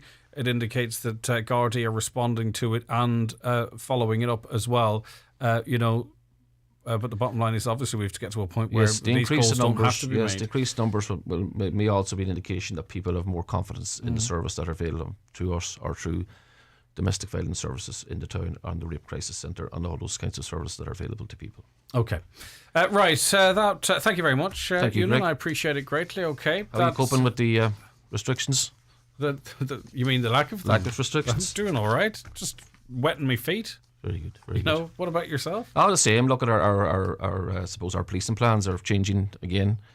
We're back to the nightclubs opening and the pubs and the late opens the weekends, which is welcome, So our focus now is going to be back on public order, assault-related incidents and drink driving, that kind of stuff. So we're back to hopefully going back to it's where a we big were. gear change, isn't it? It's is, gone yes. from, we went through a period where things were very, very, very different in the role of the Gardaí. There wasn't much to be done necessarily on the main streets, in inverted commas, in the evenings, but like a light switch, that's all returned. I was just thinking there last year, Saturday night and Monday night, if you walked down or drove down the Port Road or the Main Street, you wouldn't know what day of the week it was. But I think the Saturday night, you probably will know what day of the week it is. So, but we have a plan in place for that too, Yeah, so. people go out and enjoy themselves, but don't do it at the expense of themselves or others. No. All right, see you soon. Thanks, Greg. Thank you very much indeed. That was Garda Sergeant Ewan Walsh. That was the Community Garda slot for this Tuesday, the 25th of January, and we return again next week. We'll be back with more after the break. The 9 till noon show is brought to you by Letterkenny Credit Union. Download our new app today to apply and draw down your loan wherever you are. Are you worried about trees on your property? Northwest Forestry Services Ballybuffet are fully insured and have over 40 years experience in dangerous tree removal, tree felling, surgery and stump grinding. For peace of mind, call Northwest Forest Services Ballybuffet for a no obligation quotation on 913233. As you start rediscovering Northern Ireland again, we want you to explore with confidence. That's why we've introduced the We're Good to Go industry standard for tourism and hospitality businesses. So they've agreed to follow COVID-19 safety guidelines, like social distancing, following the recommended cleaning processes and undergoing spot checks, so you can enjoy your break to the full. Look out for the safety symbol for businesses that are good to go. Northern Ireland, we're good to go. Brought to you by Tourism Northern Ireland in partnership with UK national tourism bodies. And Kirch Hotel will host the ABBA Tribute on Friday 28th of January and the Rod Stewart Tribute on Saturday 29th. Our sister hotel, the Villa Rose, will host the Rod Stewart Tribute on Friday 28th and the ABBA Tribute on Saturday 29th. Tickets €20. Book online now.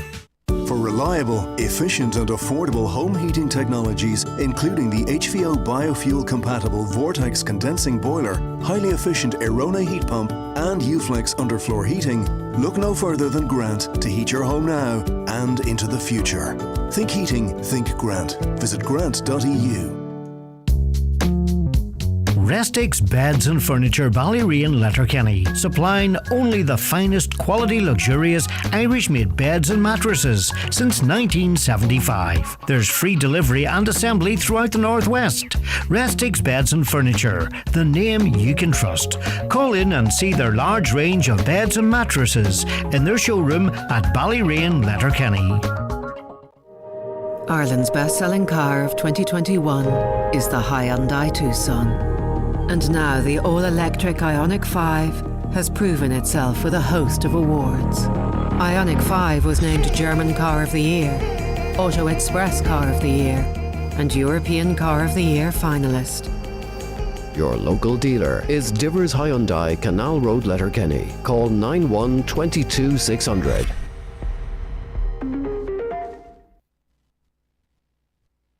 Okay, you're very welcome back to the programme. Just to some more of your comments before we take a piece of music at 10:30. It's past 10:30 now. My son applied for COVID benefit at Christmas because he was working part-time and his place of work closed. He got a letter to say he's on illness benefit of €91 a week. He really shouldn't be on this payment. The money is in his account. I've been trying all yesterday and this morning to try to get it resolved. Every time I get an answer, I'm told it's not us. Try calling another place. I've emailed and nothing. I'm holding online for about 20 minutes at a time and then get cut off. Does anyone know how we can get this payment stopped? I'm really in a panic that they'll think he falsely made this claim, which I can assure you he didn't. He didn't submit any sick certs for this payment. We're also worried that someone in need of this payment is sitting waiting on it. Well, listen, what I would say is do not worry about them thinking that you're misclaiming this. It's clearly not the case because you've enough to be getting on with without worrying about that. But anyone out there... The son was on the PUP payment or was to go on the PUP payment at Christmas, but instead he was put on a sick payment, an illness benefit of €91 per week. Maybe it's just an administrative error. I'm sure it is. But anyone out there got some suggestions as to who you might ring, how you might resolve that? Because they're being passed from pillar to post and they're holding online for 10, 15, 20 minutes each time. Morning, try getting out of Ashlawn at 9 in the morning. Some mornings up to 6 learner drivers can make it very hard for the school buses to move. About time the driving instructors moved somewhere else. Okay, so that answers the question.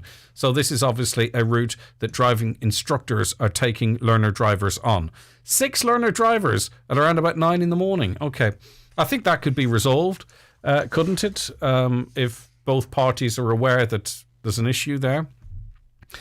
My last electricity bill was €220, right? That's what their bill was last year.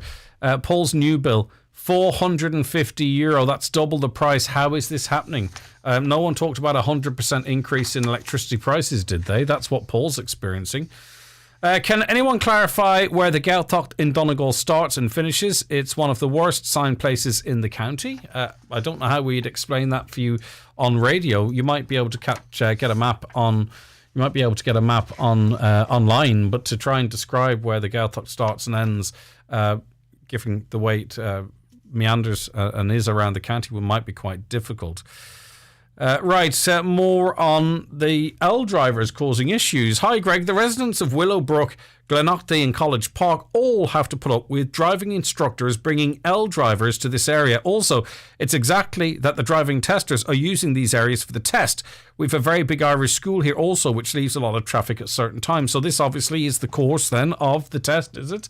And the driving instructors are bringing their drivers on that route, which doesn't seem to be a problem, generally speaking. But the issue people are having is that the time it's happening in the mornings when there's a lot of school buses around and what have you. All right. I have been trying to talk to a doctor in Letterkenny Hospital about a relation of mine, and I cannot in any way possible chatting to a doctor. I phone every single day. They take my name and say they'll ring me. 3.5 weeks later, I'm still waiting for a doctor to ring, despite ringing every day asking. Right, we might follow that up. So you're saying that you've got someone, a relation in hospital for 3.5 weeks, and no one's been able to give you an update on their condition. Right, okay. Well, we'll see if we can find out what's going on there. That would not be an experience that we are told very often happens on this programme. Right, can you say happy birthday to Pauline, Kelly and Dromahal? Have a lovely day and see you later for some cake. That comes in from daughter Geraldine, Kieran, Isha, is it? And Ada in Churchill. More than happy to do that for you.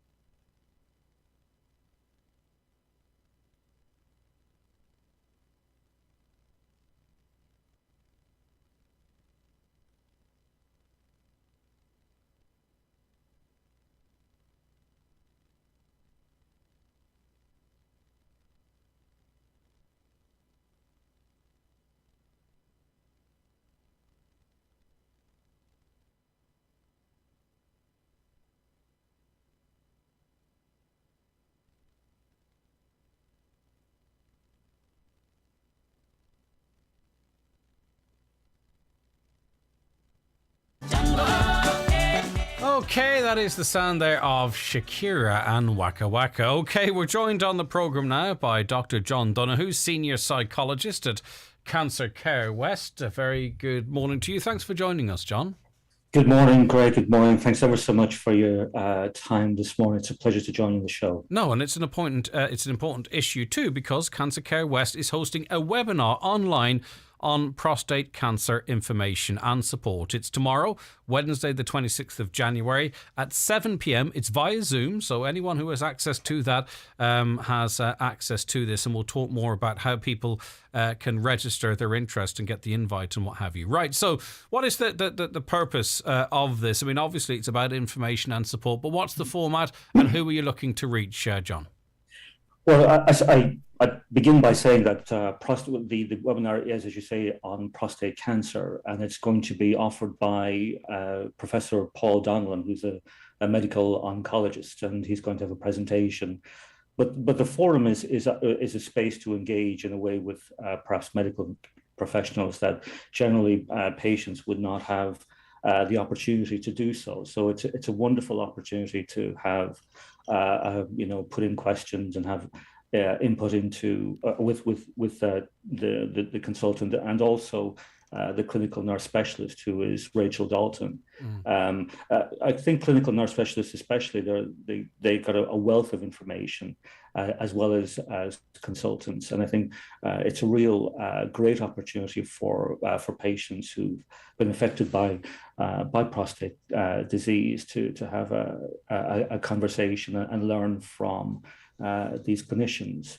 Yeah, so it is people who've had a diagnosis, Doctor. Is that who this is for? Yeah, it's John. Just call me John. It's great.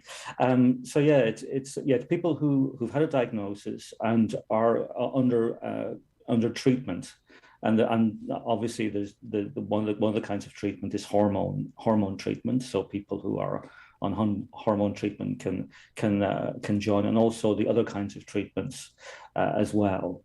It's worth saying that prostate cancer actually affects about just under 4,000 men in this country on a yearly basis.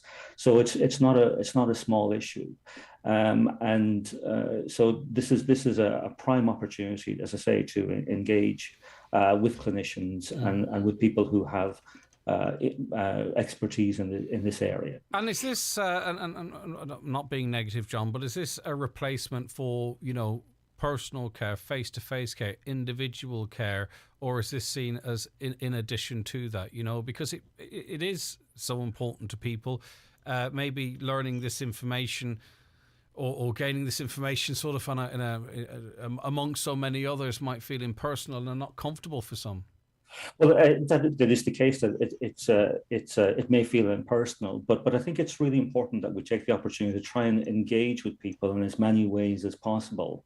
And this is a prime way of doing that. And one of the facilities on Zoom is that you don't have to speak, but you can actually just use the chat facility, which is great. So you don't have to engage in a kind of a speaking way, and it's also that you don't have to have your camera on as well, so you can be in the background and taking part, which is actually a benefit, I think, in some sense, for some people who might be sort of reticent in having a face-to-face conversation with a doctor or with a nurse, really. Yeah, okay. So talk to us about the talks on hormone therapy and chemotherapy. These are they combined? Are they different options? Does it depend on the condition of the patient? Well, that's a little bit outside of my sort of briefing, but I'll take a stab at it. I suppose the hormone treatment, actually, that all really began back in the early 1940s, 1941, by I think it was Hodges and Huggins, and they discovered that with the suppression of testosterone, you could have a radical effect on prostate disease, and actually that research actually won them a Nobel Prize.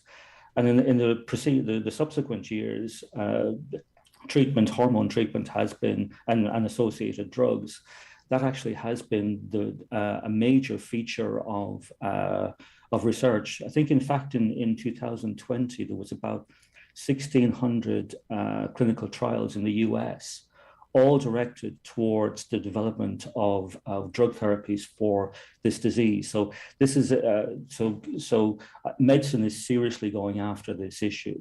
And I think there's been a mini kind of explosion in terms of the treatments, particularly the hormone and drug treatments that can be available to. This makes it all the more important then, John, doesn't it, for people to ensure that they are monitoring this, that this is picked up early, because, as you say, and quite a positive tone to the treatment options there, and who's to say what might be to come. I'm so glad you actually raised that, because I think the reality is that the sooner any kind of disease is picked up, the better. So I think that will be certainly a feature of the webinar in terms of, well, I know that it's directed for people who are actually on treatment, but we can't let the opportunity go without mentioning keeping a check on encouraging men to keep a check to monitor their sort of urinary practices, I guess. Is that the key indicator, John? Well, there's a number. There's things like blood in the urine is one, which is Unusual erectile dysfunction would be another. Weight loss would be another. Fatigue would be another. General malaise would be another as well. I'm sure I'm probably going to leave some out, but I guess the bottom line is that if you're a man, particularly speaking to men folk here, but if you're a man, you're feeling run down, you're losing weight. Those are indications that actually unexplained weight loss. That is, something's off in inverted commas. That something's might be how. off. Yeah, something's off. It's really worth a conversation with your GP.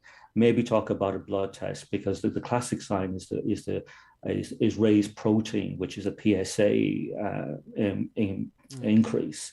So I think that's do we, John? And I don't know your area of expertise in the psychology side of things, but I mean, obviously your knowledge is going to be generally broad as you've just. Okay, I'll do my best. Should we have or do we have a PSA screening? Where people hit a certain age. And this is it is you almost have to opt out of it. I mean, do we have that, or should we have that? It's a good question. I know that certainly for the over 50s, it's a very anytime, certainly when I've been into my GP, your GP will say, right, we're going to do this. They will say, you're over 50. Have you had your PSA test? Have you had blood test? And it's something that you should be monitoring. So I think in terms of medicine, they would be very keen to actually encourage it's just people. I'm just conscious of men's. A lot of men, don't want to generalize at all, will often do whatever they can to avoid going to a GP. Yeah, and that's the reality, unfortunately. And a lot of men would actually be reluctant to see someone like me as well. It's worth saying. Yeah. All right, so if you're feeling off in inverted commas. You notice blood in your urine, your bits and bob aren't working or functioning exactly how they might have in the past. These could be different things. It could be nothing, but certainly there are strong indicators to check it out, because as you said, there are really good options with this particular disease, and there are others that we don't have as many options. It's worth saying that with the option of hormones, and with the option of hormone treatment, it's not necessarily chemotherapy. In fact, in a lot of cases, the actual preferred mode of treatment is watch and wait. So you don't actively pursue the disease. Mm-hmm. So there's a range of options and on the table for patients, and that's certainly worth bearing in mind. That it's not sort of necessarily chemotherapy, which is why the webinar tomorrow night at 7 is a really good opportunity, even if you're a loved one and you know somebody that's going through it, or you have concerns about a loved one. It's an opportunity to really get a little bit more acquainted with the context of what's on offer and the disease itself. Even this being organised, affording me and you the opportunity to have this conversation now as well, it's been very useful. And I think, again, I don't want to generalise. I think there'll be people that might be more likely to engage with this than might prefer, as you think indicated on, to sit face to face with someone like yourself or one of your colleagues. And it's not because of you; it would be because of them. Let's face it, I'm not that scary, So I don't know. But the reality, I'm a hypochondriac, and I just can't wait to get off this call. I'm afraid you might diagnose something as we speak, and I'm not trivializing anything, but for some of us, it is almost how you live. No. You but live your life. If we can't laugh about it either, of course. I mean, that's humor is in my view, humor is a really helpful thing to help people get through some of the most challenging things in life, really. Right. And certainly, if we can't have a little laugh about it, I think it's. So it's a Zoom call. You can log in, and we'll tell you how you do, or how you get an invite, and you can switch your camera off, you can switch your audio off, and you can just sit there and take it in. It's very likely someone might ask the question that you have. If they don't, and you don't want to speak, you can type your question in and get access that way as well. So it's certainly something that you can dip your toe into, and you're bound to learn something. So how do people register for this webinar tomorrow night at 7 p.m. via Zoom? Well, there's two main ways, Greg. It's the first is that we have our Cancer Care West Donegal Facebook and the Cancer Care West Galway Facebook, and we have a little poster explaining who's on the webinar, and there's actually a sign up link affiliated with that full poster on the Facebook sites. If you're not on that kind of thing, just give us a call here at Cancer Care West in Donegal. And our number is 074 960 1901.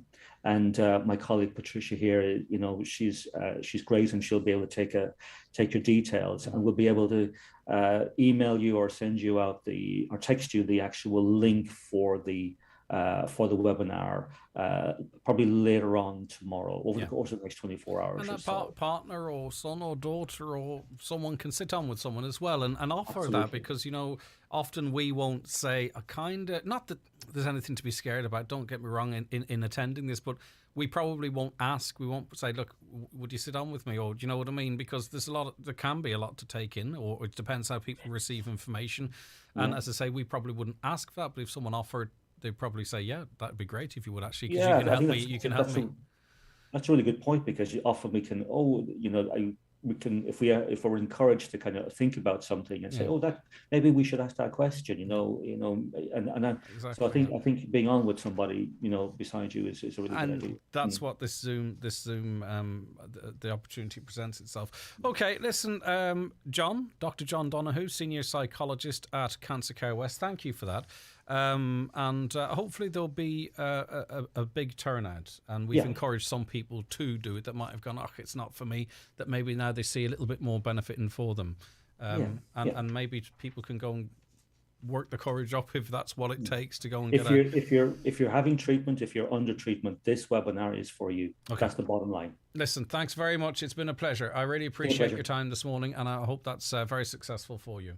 The 9 till noon show is brought to you by Letterkenny Credit Union, with monster loans available up to €60,000 for all occasions. Visit letterkennycu.ie. Store and Go Springtown Derry, the north of Ireland's only temperature-controlled smart access individually sized storage units. Store and Go offers storage for personal storage, house moves and renovations, business storage for excess stock or filing systems. Once signed up, you can access 24 hours a day through an app on your phone, gaining access through 4 levels of security to your most precious possessions. Call Store and Go Springtown Derry on 02871 278 900 to discuss your needs and get bespoke advice, or get a free quote at storeandgo.net. Are you putting your business at risk by using an unlicensed contractor to service your CCTV or intruder alarm system? Licensed contractors comply with standards set by the Private Security Authority and undergo criminal record checking. It is against the law to employ an unlicensed contractor to service or maintain your CCTV or intruder alarm system. Businesses employing unlicensed contractors face prosecution and fines of up to €3,000. For more information and to find a licensed contractor, visit psa-gov.ie. We are chartered physiotherapists. We are open and treating patients with long COVID. Whether it's fatigue, joint and muscle pain or breathlessness, remember you can ask the physio. Think of us as your body's frontline service. Visit askthephysio.ie/long COVID to find out how we can help. If you've recently had a smart meter installed, Electric Ireland has good news for you. Help reduce your energy bills even more with our new range of plans, like the Weekender plan, which gives you free electricity on either Saturday or Sunday. That's the free electricity sorted. Now all you have to do is figure out what day suits best. Search Electric Ireland smart meters to discover the right plan for you, because we're brighter together. Smart meter required, 12-month contract, early termination fees and T's and C's apply. See electricireland.ie. Driving a Fiat 500e is choosing an all-new, all-electric car with an impressive range and not to 80% fast charging in 30 minutes. It's choosing a car that's so full of tech it will confidently and safely drive you into the next decade. It's choosing to believe in a better tomorrow. Welcome back, future. Fiat 500e prices start at €24,995 after government subsidies. Book a test drive at Joseph Doherty Limited, Moville, or visit fiat.ie. Okay, now you would be aware, I would hope, of the Greencastle Community Centre and the fact that they have within it a charity shop. It's a charity shop called Finders Keepers. Now, you would hope, wouldn't you, that finders keepers and other charity shops would be beyond the reach or even the want of scammers. But unfortunately, that's not the case. And Susan McAleer joins us to explain. Hi, Susan. Hi, Greg. How are you? I am good. Right. Now, tell us, how are scammers trying to target finders keepers? So basically, we would have larger items that we would sell. So maybe like sofas or other pieces of furniture. And we would use the likes of Donegal, Facebook Marketplace, or even just the local buy and sell pages on Facebook. Now, we have noticed a relatively new kind of scam, maybe in the past few months, where whenever we put these items up, within about 5 minutes of them going up on any of these advertising pages, we would get messages on WhatsApp. At the beginning, they seem innocent enough, and they're maybe asking for some more information. But once you kind of get into it, then they suggest sending a courier to deliver the item. And this is where we realise then that this is a scam. So basically what happens is this person then will send you a link, and the link looks convincing enough. It could be from one of the big courier services like DHL, Fastway, and sometimes An Post. And what happens is it says that the person has paid for the item and paid for delivery. You click on the link, it takes you to a site. Again, the site looks really convincing. It could be An Post. To look at it at first glance, you would think this is the proper An Post site, and it asks you to put in your bank details or your card details so that you can retrieve the money for the item. Okay. So it's at the beginning, we first had started putting up, items of furniture and stuff, and it happened a couple of times. And recently, as recent as yesterday, I put an item up for sale, and within 10 minutes, I had about 6 or 7 of these messages. Wow. And it all started off the same. What kind of condition is the item in? Can I see more photos? So you're drawn in, and you think this is a genuine And you know, buyer. Susan, you're doing a great bit of work here, because you're at an advantage in weeding this out, because you put up multiple items, you're seeing the pattern. If I have a suite of furniture and I don't use the marketplace or Donegal often, I throw it up. I might not see the red flags that you're seeing because you're posting so often. So this is very useful. They seem to have a legitimate chat. They ask the right questions. They say that they'll organise the collection, send you a link. It's to organise with a courier and then to a payment system. They look to take the to pay the money to you, but of course they're looking for your bank details to clean you out. That's it, 100%. Wow. Okay. Listen, people be on notice. All right, Susan, that's tell us a bit about Finders Keepers, by the way, so people can support you if they're not aware, Susan. Finders Keepers is within the community centre here. It's open 5 days a week and the first Saturday of the month. It's open from 11 to 3. The lovely Katrina works in there and she'll look after you. We have fantastic items coming in every day. And we've had fantastic support so far from the community. And we advertise with a Facebook page, so we put up items that have come in and we keep everybody up to date. So yeah. And is it like household stuff and that type, all bits and bobs? Everything, yeah. Brilliant. Household, toys, clothes, shoes, books, yeah. And it's all for charity. And if people want to donate, is that how you get your stock? Is it people donate to you, Susan? People can donate. They can come in during opening hours to the charity shop, to Finders Keepers, or they can just leave stuff in the centre. Wow, okay. Or they can even, if they're larger items as well, like we would get a lot of furniture, if they just give us a buzz, we can also arrange for collection. Brilliant. You got volunteers that do that, okay. We do, yeah. Or people that are available to do it. Listen, brilliant stuff, Susan. Firstly, on what you're doing at Finders Keepers in the Greencastle Community Centre, but also flagging that. It's a dangerous one, as I say, for people particularly who sell stuff occasionally. They might not see it as clearly as you did. Well done, Susan. Thank you. Thank you, Greg. Thank you. All right, take care. That's Susan McAleer of the Greencastle Community Centre. You can hop onto the Finders Keepers Facebook page there as well if you want to see they might have something you want, and you can support charity at the same time. Okay, stay tuned. Coming up in the next hour, lots, including your holiday Q&As. Have you got a question about possibly travelling in 2022? We'll answer all those questions for you, get them into us, but it is just turning 11 o'clock, which means it's time for a news update, and it's over to Catherine Gaffney. Thanks, Greg. Good morning. A Donegal deputy says while he's confident that there will be a continuity of services at the breast clinic at Letterkenny University Hospital, staffing levels generally at the hospital are not up to standard. Concerns were raised last week over the pending retirement of the consultant radiologist at the hospital and the impact that may have on the breast cancer services there. However, Ceuta has given reassurances that arrangements are in place to address the upcoming vacancy. Meanwhile, there's been a dramatic drop in those awaiting admission to Letterkenny University Hospital. As of this morning, there were 17 people waiting for a bed, compared with 58 waiting there yesterday, a decrease of 41. An investigation is continuing into an attempted break-in and theft at a business premises in Letterkenny. The incident happened in the early hours of yesterday morning. Garda believe 2 weekend crimes in Letterkenny could be linked. A car dealership has been targeted while items were stolen from a shop, both located in the mountaintop area of the town, in the early hours of Saturday morning. The Public Expenditure Minister says a draft bill around remote working is a significant piece of legislation that will help to bring about a change of culture. The right to request to work from home is due to be discussed by Cabinet today. Udaras na Gaeltachta has launched a support scheme worth €720,000 to support the recovery of the tourism sector within the Gaeltacht region. The Tourism Officer Management Development Scheme will focus on the development of the sector to assist with post-pandemic recovery.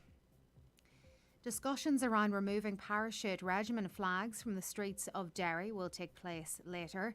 Their appearance in the Drumahoe and New Buildings areas in recent days has been heavily criticised ahead of the 50th anniversary of Bloody Sunday. And a campaign to twin the area around Lifford with Valladolid in Spain is intensifying after Red Hugh O'Donnell Lifford Committee addressed a Lifford-Stranorlar Municipal District meeting this month. As well as the twinning proposal, the committee is also seeking to preserve Montgalvin Castle, Red Hugh's birthplace, and to erect a statue of him at the Diamond in Lifford. That's it for now. We're back with another update for you at 12 noon. Okay, Catherine, thank you very much. All right, we'll be back with more after the break. The 9 till noon show is brought to you by Letterkenny Credit Union. Download our new app today to apply and draw down your loan wherever you are. Beat the cost of Brexit and no customs charges. Do you need a UK address? For your limited company or personal use, Space Hub in Derry can provide you with your own virtual office or mailbox. Have your post and parcels delivered to Space Hub and collect at your convenience. Also brand new 20-foot shipping containers now in stock. Ideal for all your storage needs at our Springtown and Coolmore depots. Find us on Facebook or spacehubderry.com or call 04871 878077 for details. Don't be without your favourite brand toiletries, cosmetics and fragrances with McGee's Chemist, where you can click and collect or have them delivered to your door. Email your list, no matter how big or small, to cosmetics@mcgees.ie or send a text to the dedicated order line. See mcgees.ie or Facebook for more details. Don't be without your everyday essentials with McGee's Chemist, Main Street, Letterkenny and mcgees.ie, where the best costs less. If your child is aged 5 to 11, you can now register for their free COVID-19 vaccine. COVID-19 usually causes mild to moderate illness in this age group, but it can cause more severe illness. All vaccines used in Ireland are tested before they're approved by the European Medicines Agency. To find out more or to register, go to hsc.ie or call HSE Live on 1800 700 700 from the HSE. Is your current car ready for change? If so, now is a good time to visit DMG Motors Donegal Town. Choose from their Skoda range including the Fabia, Scala, Superb, Karoq, Kodiaq, Kamiq, Octavia and the all-new electric Enyaq. Now available for delivery. All fitted with the latest technology, Skoda Connect, with a whole new range of simply clever features. DMG Motors have made buying a new car affordable with finance available on all new vehicles. Test drive the new Skoda today. Call 97213996. Skoda, made for Donegal. If you are aged 16 or over, it's time for your COVID-19 vaccine booster. Without one, you're more at risk of serious illness from COVID-19. To get your booster, go to a HSC clinic, book an appointment online, or contact a participating pharmacy. Some GPs are also giving boosters to their patients. For clinics near you, or to book an appointment, go to hsc.ie. From the HSE. Okay, we welcome onto the programme now Susan Stevenson, travel counsellor. A very good morning to you, Susan. Thank you very much for joining us. Good to have you on board. Good morning to you, Greg. Glad to be here. Right, I suppose before we get into it, and, it's great that people are, getting on the websites, contacting the local travel agents and thinking about the year ahead. At this point, though, even though Ireland has stepped out of restrictions and what have you, there are still going to be a certain level of unknowns, aren't they, about the policies of other countries, where they'll be at any given time. There is no one can provide any certainty in that regard at this point, is there, Susan? Well, that's true. Like, literally, what I tell you today could change tomorrow. But if you're traveling in Europe, what I'd recommend is downloading the free Reopen EU app.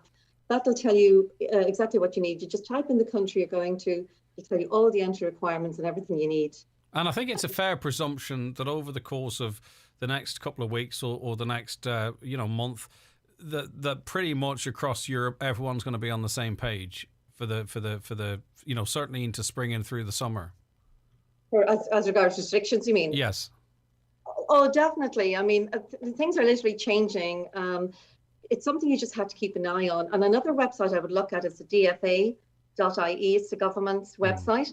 So if you want to go further afield, it'll give you all the necessary information, visas, entry requirements, all of that kind of thing. It's just something you have to keep an eye on. And nobody can sort of tell you exactly at this minute what you need, because it could change tomorrow or next week. But I think people can plan with optimism and confidence. Oh, definitely. I mean, I could see things opening up. I mean, nobody knows for sure, but I would feel very confident about the future. Yeah, indeed. And that is just the general direction of travel, even if something were to emerge down the line. Right, so in terms of, I don't know if bookings are really hot at the moment, or if those in the industry are sort of trying to whip up demand so people think, right, we have to get something in the bag quick or we might miss out. What is the reality out there? Are there still plenty of options, heading into and towards the summer, affordable breaks for individuals, couples and families? Well, there are, like, for the upcoming months, people just want to get away to the sun. So say for the next few months, people are mainly going to the Canaries and Dubai. That's where the sun is. That's the easiest to get to. For summer, we're seeing the usual destinations, but an increase in Croatia, Greece, or, say Orlando and Iceland. But I think expect price increases because airlines aren't back to full capacity and there is greater demand. So that's going to push up the prices. So book now if you want to go somewhere. And when you talk about the new destinations, are people just looking for other options, or because they've been restricted, they're feeling a little bit more adventurous, I wonder? Well, we're finding a pent-up demand for travel because people haven't got away in 2 years. And we're finding that they're treating themselves, spending a bit more, taking a better hotel, taking the kids to Lapland, or maybe just taking that trip of a lifetime that they kept putting off. Right, okay.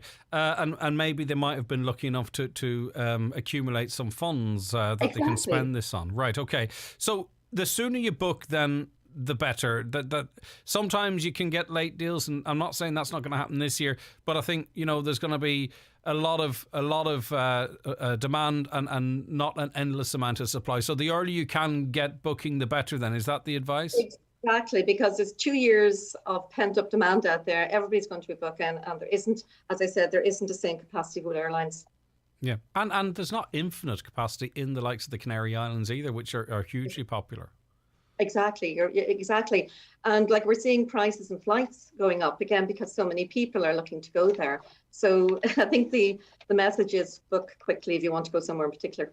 Right, so we've talked about the attractive options. Before we get into some questions, is there a hidden gem out there that you could put us in, you could give a suggestion for that, maybe not everyone knows about, but it's well worth a visit and it's accessible and relatively affordable? Well, there's one place we're looking at for this year. Madeira now has direct flights in Dublin.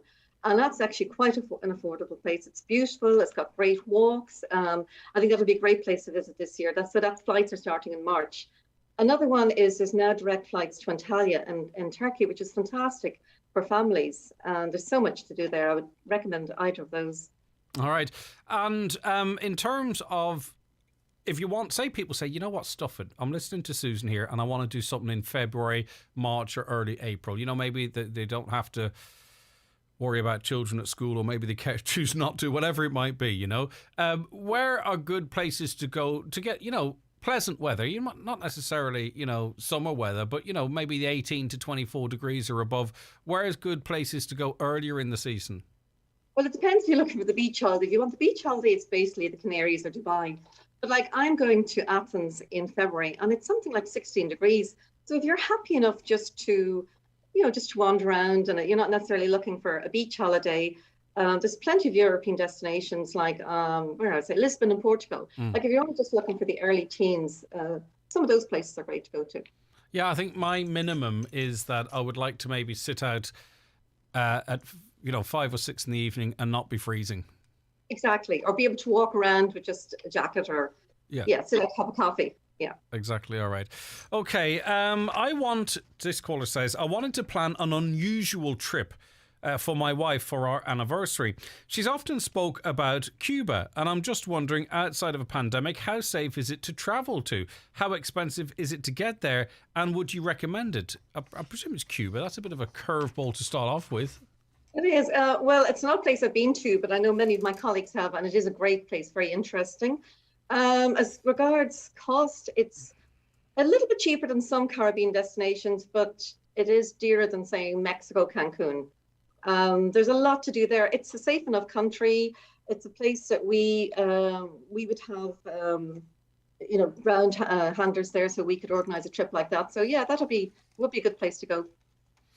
In terms of, you see, there's a lot of questions coming in as it relates to vaccination, right? And it's still unclear, or it might be changed by the time you know, people are actually travelling. But maybe this sounds like they're travelling soon. We're flying out of Belfast to Spain. We are fully vaccinated, but our 9-year-old son isn't.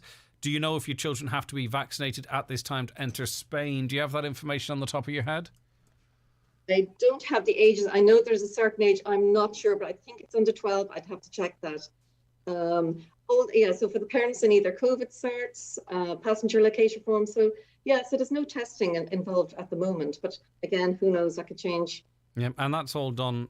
You can do that, you know, as you're almost checking in online. It's not quite as complicated as I'm told, as people might think. As it relates to travel to Australia, again, this is a real level of uncertainty. Some people have some tickets booked, they're fully paid for, they don't know what the story will be with rebooking. I would suggest now's the time to get onto the airline or whomever you book the tickets with. They don't know if the cost will increase if they rebook. Is there any certainty in that area of the market at this time, Susan? Well, there's no certainty. Like in this case, the airlines are pretty good at allowing you to rebook. And if it's a case that they can't get into Australia, they usually are pretty good, and they tend to either let you rebook the flight or take the credit. There's no way of knowing for sure if they'll increase costs. They may say there's no change fees, but there could be a fair difference. I would get on to whoever they booked it with or get onto the airline to check that. Yeah. Do teenagers need to be vaccinated to go to Holland? They're going in June. I don't believe international travel certs will be used in June. I don't know. Like, I've nothing to base that on. I just can't see where the argument for them within Europe might come from. So we don't really know the answer to that question at this point. I don't think anyone does, Susan.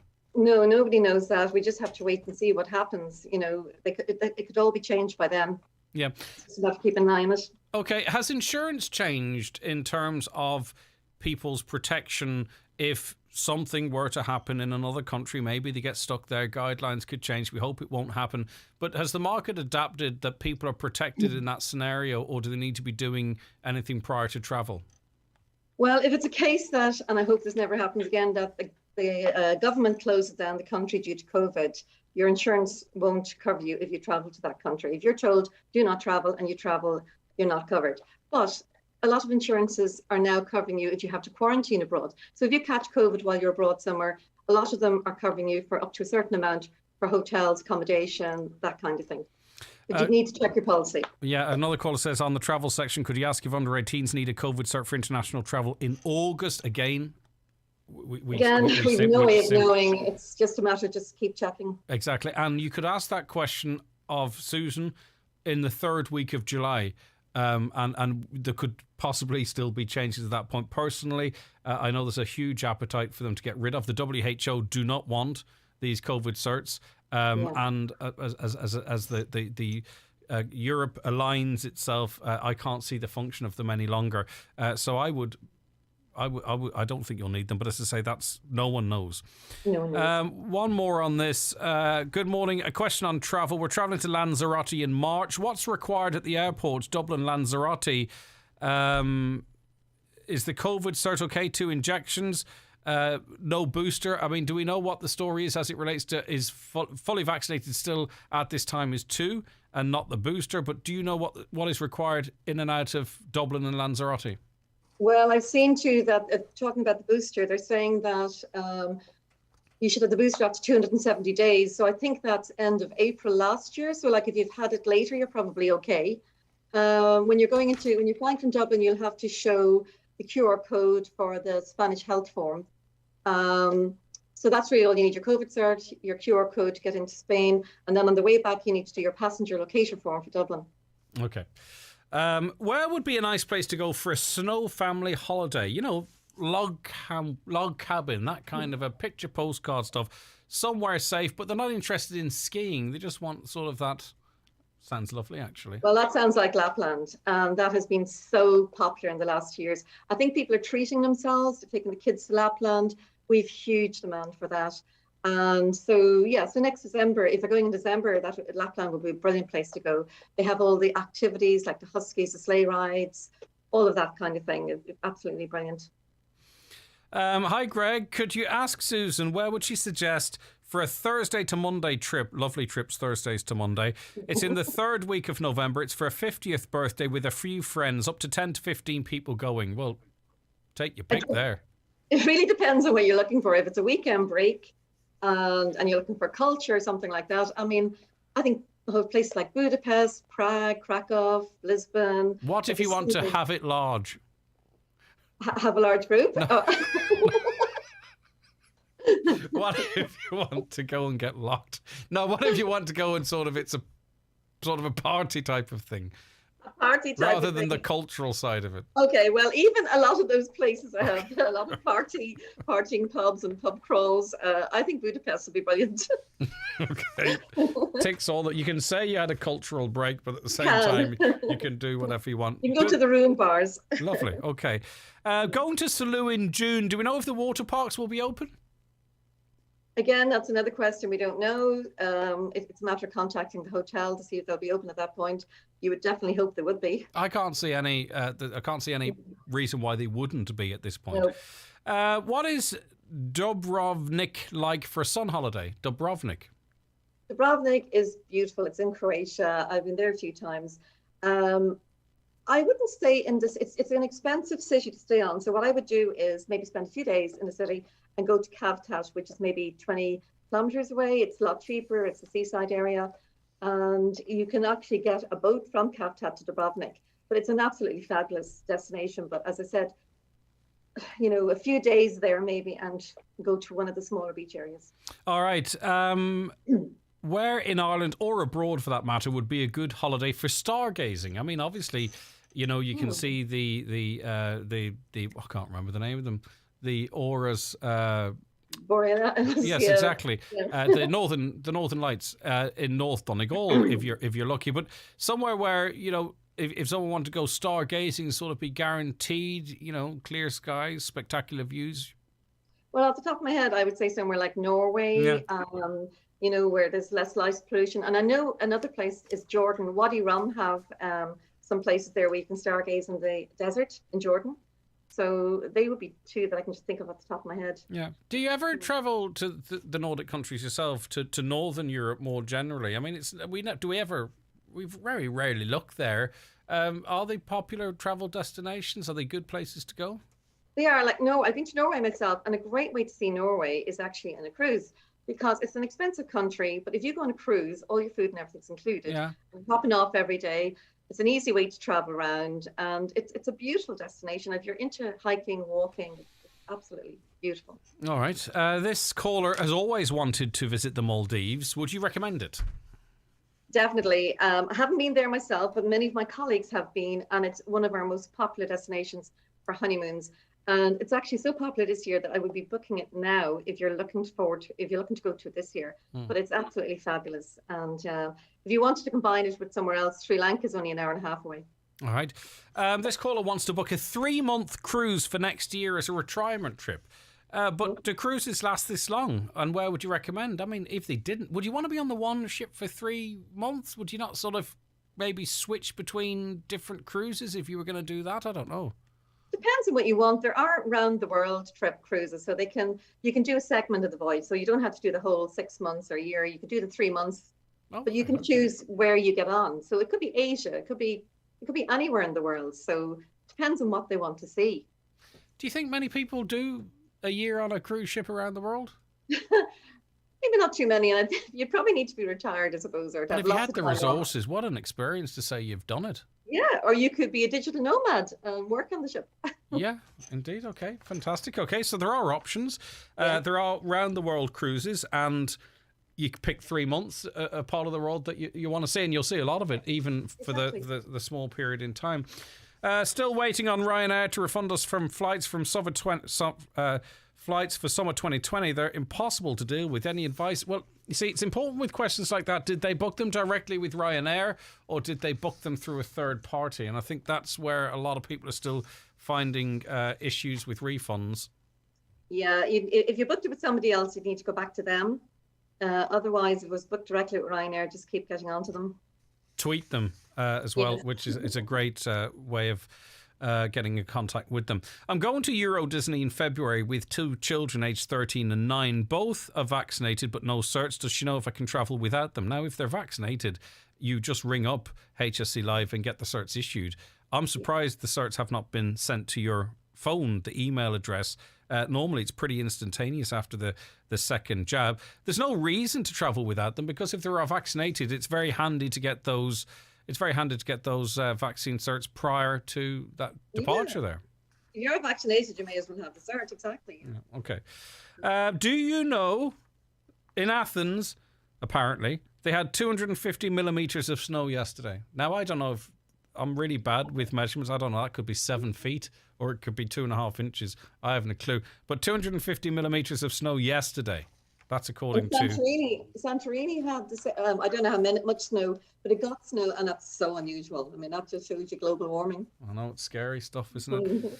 Right, okay. And in terms of people who may want to be a little bit cautious, you know, they might want to do tour.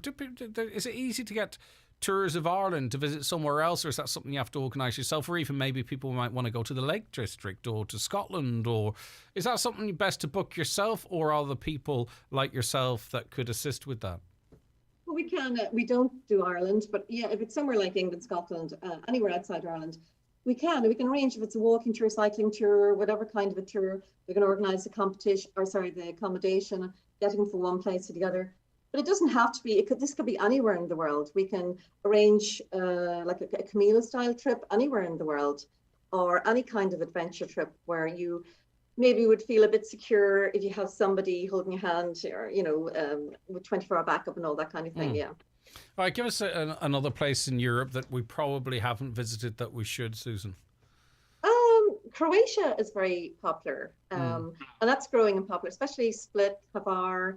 Dubrovnik is one place, of course, and all of the islands are fabulous. Some people take sailing holidays around the islands. I'm trying to think where else would be different. And I think Turkey is, well, as I said, Antalya is going to become more popular. What's Turkey like to holiday in? I've never been there. Okay, well, it depends where you go. So we'll say Antalya is more the beach location. It's where the family holidays, the sun. But Istanbul is an absolutely fabulous city to go to, and if you've got time to stop off there, it's wonderful. And Cappadocia, where you can get the balloon rides over the those unusual houses. Yeah. Yeah. And if you want to go over and meet half your friends and family, Dubai, you mentioned that earlier on. Well, Dubai is always very popular. You know, if you want to bump into someone you know, go to Dubai. Yeah. Okay, right. James Doherty's a regular viewer. James, thanks very much. He listens to us from America. He says, it's funny to me, people in Ireland going abroad for vacations. In 2023 in May, he's coming over to Ireland. It's a bucket list trip. So that's fantastic. You'll be very welcome, James. We look forward to you coming over. Right, okay. Push your boundaries maybe if your finances allow it. Try something different. We've been hemmed in long enough. We've learned that life is too short. Get out there and live it if you can. And I'm conscious that some people, it might be beyond them, but financially or for health reasons. But if you can, get out and do it. Is that your advice, Susan? Yeah, take that bucket list trip. People have all these places that they want to go to, and they've been putting them off. And as you said, the last years have shown us life is too short. Go and do it. People like myself, we can help you with that. I mean, we can sort of basically organise the whole thing from beginning to end. You have the backup, and we also work with specialists abroad who will personalise your trip. So anything you want, we can basically organise it for you. All right. And the industry has in place, and insurance can be available too, protections for uncertainties. It's had to adapt, hasn't it? The likes of your airlines and your hotels and stuff. Well, yeah. Well, I mean, we're licensed and bonded by the Commission for Aviation Regulations. So if for failures of exactly. So if anyone wants to contact you, Susan, how do they do so? Well, my phone number is 086 315 3593.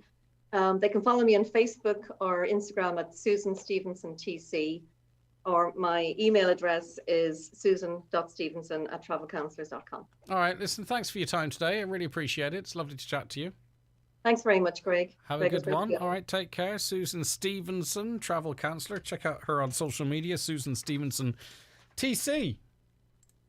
The 9 till noon show is brought to you by Letterkenny Credit Union, offering low-rate car loans with fast approval. Apply online at letterkennycu.ie or in office today.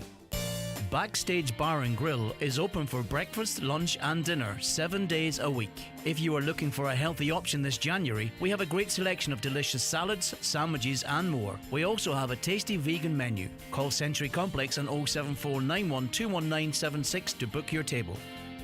Is the appearance of your staff important to your business? It's the first point of contact for customers when entering your premises. At C&M Embroidery in Letterkenny, they have a huge range of clothing covering all areas of the workplace. It's widely known that customers warm to and trust employees that present themselves well. Have your company name embroidered or printed on all your work uniforms. Contact C&M Embroidery on 07491 28097 and get your staff looking their best. Nutrius XL Yo with Lamb and Nutrius Yo with Lamb Crunch are both formulated to ensure a vigorous lamb and excellent milk yield. Avail of our lambing season offer: 25 kg bags, buy 10 get one free, and €10 off per tonne in bulk. Available at your local Homeland store. Offer until March 31st. Visit nutrius.ie for full nutritional information. At Hickey, Clark and Langan Insurance Brokers, they compare quotes from all the leading insurers, so you get a great price. Home, motor and van, farm, holiday home, travel and liability insurance, they quote them all. So if the worst happens, you're covered. For a competitive insurance quote today, call Hickey, Clark and Langan on 9126688 or pop into their office at Ballymacool, Letterkenny. Hickey, Clark and Langan General Insurances Limited, trading as Hickey, Clark and Langan, is regulated by the Central Bank of Ireland. Getting married? Don't leave it too late. Book with us today at the Groom's Room in Evolve Clothing, Letterkenny Retail Park. Highland Radio Time Checks, brought to you by Letterkenny Shopping Centre, the centre of shopping in Donegal. Free parking and shopping all under one roof. Letterkenny Shopping Centre, bringing you the time at 11:29. What do viewers think? A caller asks of the show on last night on RTE1 about Joanne Hayes and about the Men of Ireland. Does anyone have any views on it? It's not a programme I saw, to be honest with you, but I might be able to catch it. It's interesting speaking to people, they're back out at the cinemas and stuff, the varying reactions to the film Belfast. I've been speaking to different people, and some are saying it's just absolutely amazing. You have to go and see it. It's awesome. The majority is saying that, but others are going, what was all that about? I don't know. Maybe some people are harder to please than others. Did you watch it? What did you think of it? Is it amazing? Or is it okay? Or is it but it seems to be divisive, though the division is for the majority that think it's just unbelievable, and then the small, not the small, but less people who think it's not that great. I don't know. Listen, I don't know the answers to all the questions, but our listeners do, so thank you very much. Remember earlier on, a caller was asking about the boundaries as it relates to the Gaeltacht area. Well, this caller says the census site provides detailed maps of the Gaeltacht, so you search Gaeltacht boundaries generalised on the census site and you will get the answer to your question. We were speaking to John earlier on from Cancer Care Northwest as to promote that webinar taking place tomorrow evening. I would like to thank John and his team in Cancer Care Northwest, says this caller. It's a great resource for everyone in the county who has had the diagnosis of cancer of any kind. Okay, thank you very much. Margaret Higgins on Facebook has watched Belfast. In my opinion, Caroline, it was brilliant. 5 stars. Caroline, how many stars did you give it? Generous? 3? Maybe less. All right. Okay, well, Margaret says it was brilliant. In fact, the only person that I've met that doesn't like it is Caroline. Michaela's seen it 3 times at least, I think. She loves it. Thumbs up. 10 stars out of 5 from Michaela from the newsroom. So anyway, so it's just Caroline. She's an outlier at this point. Right, okay. My son got the same letter re-illness benefit after getting his enhanced illness benefit because of COVID at the beginning of January. I've been trying to contact them as well to no avail. Okay. Another caller says there should be an area like a driving school for learner drivers. It's not their fault that this is not available for them in America. They have driving schools. But I think what's happening is that maybe driving instructors, and you can understand it, maybe they're getting to lesson 8, 9, 10, or maybe it's the 11th or 12th lesson or a bonus lesson just prior to the test. A 12-week waiting list for the test, by the way, at the moment, on average. You're going to want to take them on the route, aren't you? And I understand that. I think it happened to me. It's a long time ago. But I believe I was took around the route in Donegal town. It's going to happen there as well. I think the problem is it's the time of the day that it's happening, and people living in the area, living in the area say it's shouldn't happen around school times with buses and more traffic and what's have you. All right, back in a moment. The 9 till noon show is brought to you by Letterkenny Credit Union. Download our new app today to apply and draw down your loan wherever you are. Central Auto Parts are now stocking Sunny, a water-based paint offering all up-to-date colours for all vehicles. And Celimix Commercial, the perfect paint for diggers, plant and machinery. Buy it today at Central Auto Parts, Portslink Business Park, Letterkenny. Find us on Facebook or call us on 074 9127 491. Michael Murphy Sports and Leisure has everything you need to gear up for the GAA season this year. Get your hands on the brand new Donegal GAA home jersey, available in men's, ladies and kids, or gear up the whole family for pre-season and match days with the new Harlem range of sweaters, leggings and snoods at michaelmurphysports.ie. Hello Grace, where are you heading? Down to Made to Measure Fireplaces in Creasla. Made to Measure Fireplaces? Didn't you just buy a fireplace there? Yeah, but I'm going now to pick my kitchen worktop. Create the kitchen and living room of your dreams at Made to Measure Fireplaces and Granite Worktops. They've been in business for over 40 years. So for help choosing granite or quartz for your worktop, fireplace or stove, visit the Made to Measure showroom at Cashel Creasla or see mtmfireplaces.com or on Facebook. While Latsa and Yilige a Hurhunkin. Takian Forest na Gillige, le Pobble, Dini, Grippy, Agus Agriarty, Hunan Yilige a Hurhunkin, Fud, Ilin, na Heron. If you would like to promote more Irish in your community or business, to organise summer camps, festivals or youth projects through Irish and much more, there's support and funding available through Forest na Gaeilge. Find out more on forestnagaeilge.ie. Isi our Janga Haney. Thinking of changing? Think Nissan. Choose from the all-new Nissan Micra, Juke, Qashqai or all-electric Leaf with finance available from 0%. With new vehicles in stock and ready for delivery today, give us a call on 074 91 34567 or visit us at imotors.ie. Now, a petition has been launched. It's calling for the implementation of an online portal to address the issues of illegal parking and dangerous driving. Jerry O'Reilly joins us on the programme now. Good morning to you, Jerry. Good morning.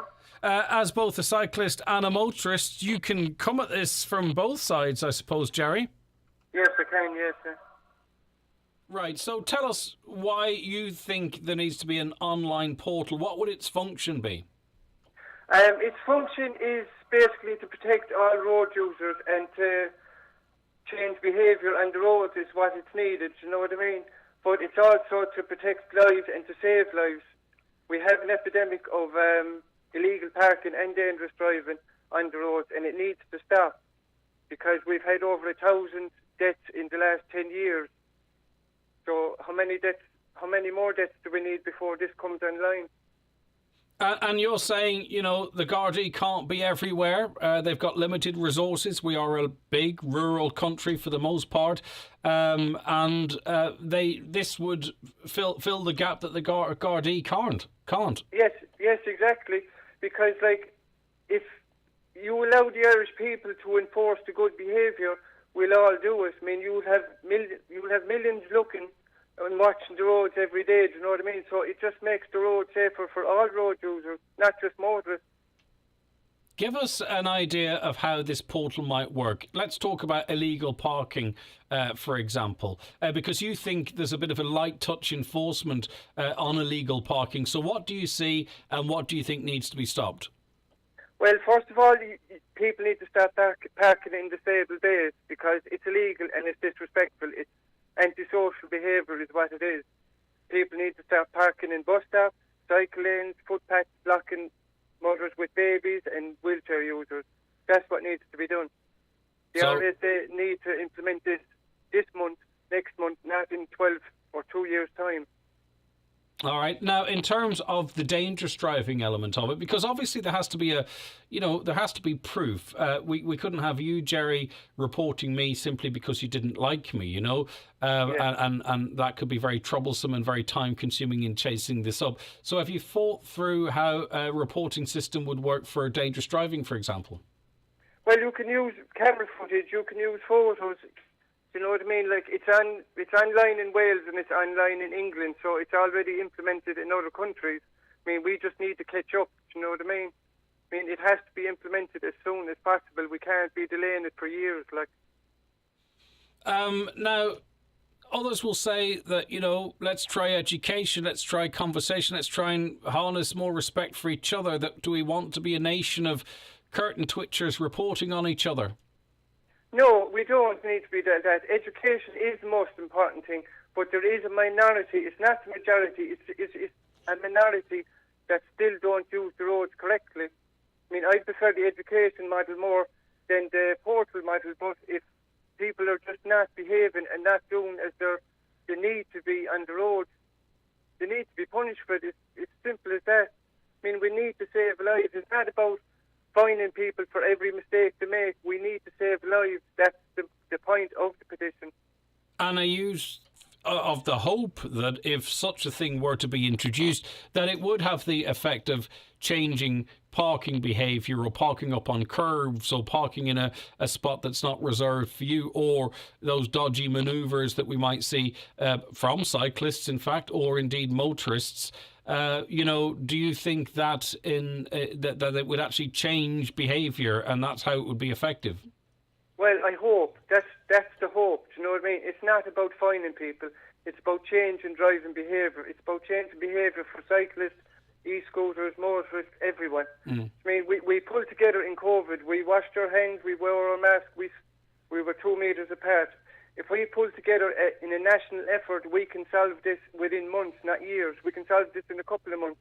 But for this to be fair and to be fair to everyone, you would need the likes of e-scooters and push bikes effectively to be licensed or to be identifiable by a number plate. Would you be in favour of that if that's what it took?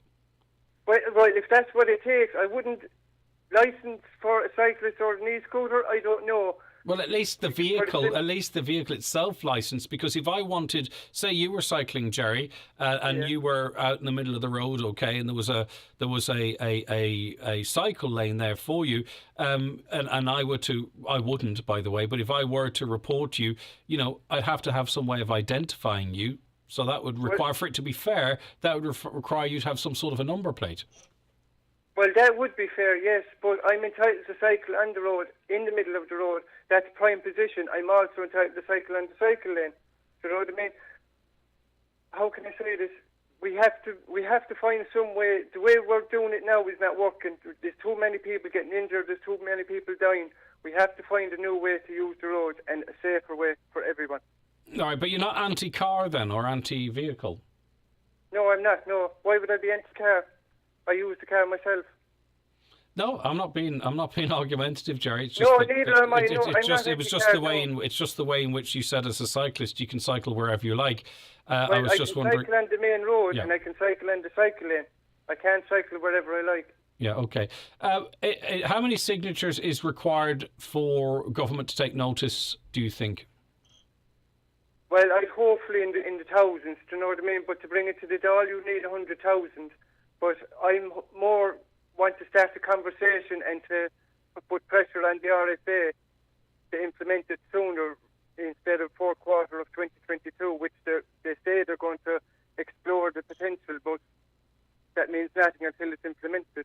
Yeah, well, I mean, they had an opportunity recently to, have a portal whereby disqualified drivers were, in inverted commas, I suppose you could say, named and shamed, and they moved away from that. I can't see the RSA going down this road, but I suppose unless the conversation's had with them, we'll never know. Exactly. That's the whole point of this, just to start the conversation. We can't have this dragging on for years. I mean, we need to start saving lives. We need to start changing driving behaviour and everyone's behaviour on the road. That's the point of it. What has the reaction been so far? Are people having a constructive conversation with you, Jerry, on this, or does it end up being an argument like, well, cyclists versus car drivers versus lorries versus, motorbike riders? Like, every time we try and have this conversation, we get bogged down in finger pointing. It is, yeah. No, the conversation I'm having with people is basically the same. I mean, people are kind of not overjoyed, but they're happy that the fines are increasing in February. But the same thing is said again and again. It's enforcement. That's the problem. I mean, the Garda are under-resourced. They can't be everywhere all the time. So if we have the portal and the Irish people and the residents in Ireland are watching everyone behaving on the road, we can change the good behaviour ourselves. Okay. Well, we'll see what others think. Thanks. Well, by the way, if you want to promote, obviously, the petition, where do people sign it? It's on change.org. Okay, right. Okay, and I'll give people the URL. Thank you very much for that, Jerry O'Reilly. Is that what it would take? A reporting system where I would report you for your parking, or I'd report you for how you cycle or how you're driving? Is that the route we want to go down? Maybe it is. Maybe we have to look at what's happening on our roads and say we have to do something. I don't know. What do you think? 086 60 25,000, 086 60 25,000. And I thought I actually had the information here as to where that petition is, but I'm sure you can search change.org and put up stop illegal parking and driving and something will come up. What do you think? 086 60 25,000. That's your WhatsApp or text, or call 074 91 25,000. The 9 till noon show is brought to you by Letterkenny Credit Union, offering low-rate car loans with fast approval. Apply online at letterkennycu.ie or in office today. So you're settling down to stream the rugby when you're interrupted by this. And this. Daddy, why is a cow called a cow?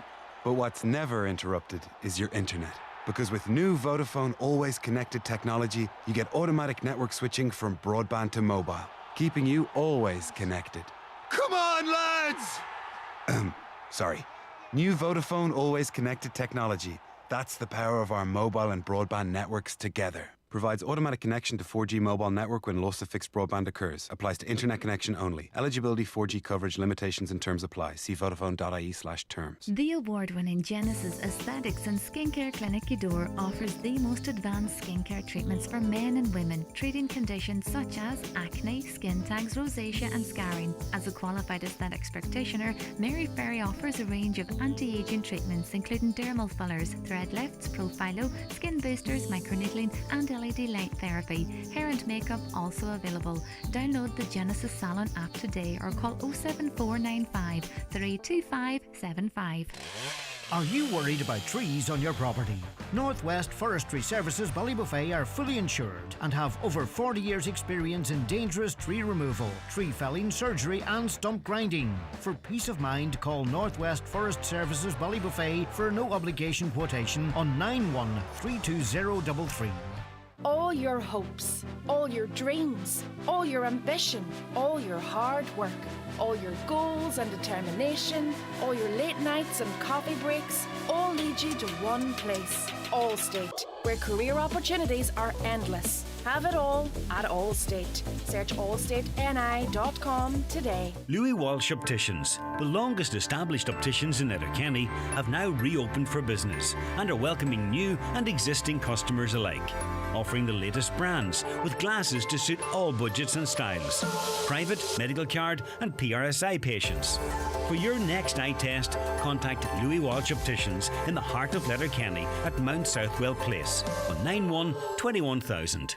All right, an email entitled simply Help Received, and it comes in from James and Donna, and they said, "Hi, I would love if you could mention a Good Samaritan on Greg's show. I think his name is Tungai. He's a healthcare assistant in Letterkenny University Hospital. My wife and myself had a flat tyre at Illistrin at 9 o'clock. When we went to try and change it, we found no wheel brace, and then Tungai arrived and after a 12-hour shift in the hospital proceeded to change the wheel knowing I wasn't fit to do it.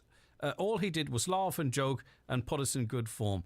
Thank you very much and we'll get you a cup of tea." Well done. That comes in from James and Donna, and well done to Tungai, they believe his name is. He's a HCA in Letterkenny University Hospital. If he's not listening, maybe some of his colleagues are, and you'll let him know that they wanted to mention him. Right, Martina Burke joins us on the programme now. Hiya, Martina. Thanks for joining us. Yes, thanks for having me. Right, okay. Now, you, your son Elijah took action against the Department of Education on allowing you as his mother homeschool teaching to give him predictive grades since his leaving cert. I mean, that's really the background to it. Do you think there's anything we need to add?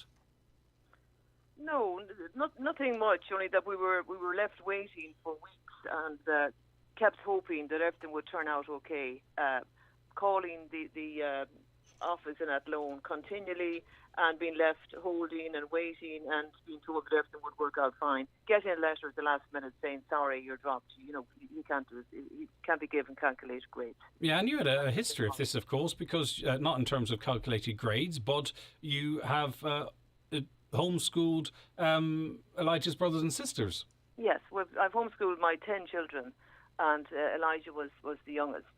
So there was plenty there to look at. You know, 9 had already sat the leaving cert and come out with top grades, an average of 5 to 600 points. So, I mean, there was no question of, do you know what I mean, questioning the integrity of that, I think. And, but it's also your own integrity maybe that was questioned too, Martina. I'm not saying that was the motivation for this case, but in that, you know, that you could not be, was the argument maybe that you could not be trusted to be impartial, or what do you think the objection to you doing the calculated grades was? Well, they said that to uphold the integrity of the process, it is not possible under any circumstances to accept an estimated mark from a teacher or tutor closely related. And yet, that could happen in a school setting. So once you crossed over the threshold of the school, everything was fine. But not if the child was educated at home. So they said there was a direct conflict of interest accepting estimated marks from a family member or from a teacher who wasn't fully qualified. And again, that could be accepted if they were inside the threshold of the school. And Sorry, Martina, I beg your pardon. And despite, and we'll come to the actual Supreme Court ruling, because it's explained very clearly in one sentence, and it makes a great deal of sense, and I think it will to most people. But it makes it even more questionable as to how far the Department of Education pursued this. Did that surprise you? Well, that was a very, very troubling thing, Greg. That, it was taken reluctantly, I must say, because I called, I was blue in the face calling, he was standing beside me. At the end, he was getting stressed out. He had a study done, he was looking for top grades. He's one of those, he likes studying, he's good at his stuff. And at the end, there was no alternative but to take it to court, you know what I mean? Because they had just blanked us and we just weren't getting... sorry about that type of thing. You're not going to get your leaving cert. Yeah, and of course this reached far beyond you and your family and Elijah, because, the Supreme Court in their ruling, they said, and this is paraphrasing it, the exclusion of home-educated student was an impermissible interference with the constitutional freedom of the family to provide education in the home as provided for in the relevant article of the Constitution. So the finding even goes maybe beyond what this all started out as, if that makes sense. Absolutely, Greg, because he took it to the High Court and he won. It was deemed irrational, unreasonable, and unlawful. And then they appealed that. The Department of Education appealed that. They weren't happy with that. They appealed it. They lost the appeal. And then they weren't happy with that. They took it to the Supreme Court. Very, very troubling, all the taxpayers' money that was paid on that. Thousands. Hundreds of thousands. Mm. And to what end either? I mean, to what end? It's not like we need to establish a precedent or what have you. Hopefully this was just something that was introduced. I mean, it might affect people this year and it perhaps affected people last. But what a hill to die on. Why keep pursuing this? Well, obviously they want to drive everybody into mainstream education and do as you're told. The Constitution gives a right to parents to the prime educator of the child, and parents need to realise this. And yes, it was a great day for parents. Not me, I'm finished. Across the country, parents have a right to educate their child, home, private school or public school. Mm-hmm. Whatever they choose, they have that right. And they have a right also. I mean, at the end, the department was saying, oh, okay, we accept that. You have a right to home educate, but not to get a leaving cert. So you can, in effect, teach your child for the love of learning, but he's not going to get a job or go to third level afterwards. And thankfully, the Chief Justice ruled that this was a breach of constitutional rights for parents. Yeah, and as I said, that's where this it's very important beyond the individual case in and of itself. How has this affected Elijah and the family more generally? I mean, it depends on each individual, but it's disruptive. It's a distraction. It's or how did you handle it, Martina? Well, it was very troubling at the time because, of course, it was announced on the 8th of May 2020. Joe McHugh announced that the leaving cert was cancelled, replaced by calculated grades. We emailed the calculated grade support office, asked what provision, no reply. I rang the helpline, no definite answers. There should be no problem. So we're left continually on hold. And I mean, this is him not having a clue what's going to happen, becoming stressed out. Mm-hmm. And, we even wrote to Derry Newcombe, Minister Foley's secretary. We received an acknowledgement, but nothing else. And we kept ringing, calling, little success. So, he was, and other students who were home educated, dealt with very, very badly. Mm-hmm. And finally, at the end, we called and we were told that a small group of students, including those taught by a parent, would not be receiving a calculated grade. Mm. So that was very troubling, and the sense that they thought they could, exercise that right to deprive a certain amount of people of their rights. Yeah. That's a very serious thing. Of course it is, but I think in the round, do you think he will reflect on this, and you will have family as a positive experience, going forward in that, something very important was achieved. Absolutely. Yeah, okay. Absolutely, because of course, and it's important for the parents of Ireland that there is a choice there for them. Mm. They are the ones that determine the education of their children, not the state, not the school. They can choose. They're the primary and natural educator of the child.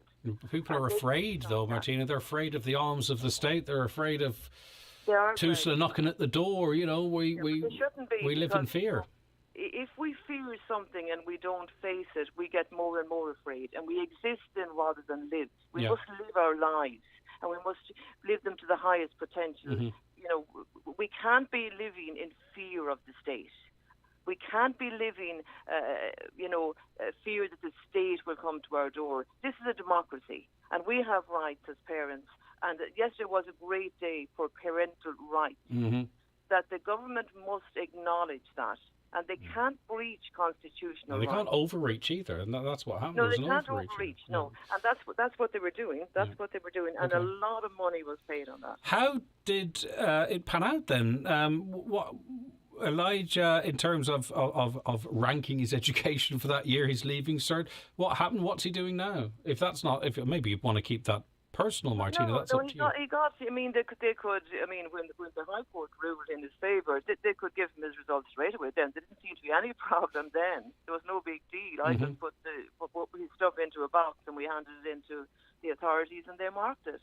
And like, as I said, we weren't demanding a certain grade. We were just asking to be treated equally. And we were happy he got 570 or something. He's done a diploma in music with the Royal Irish Academy since.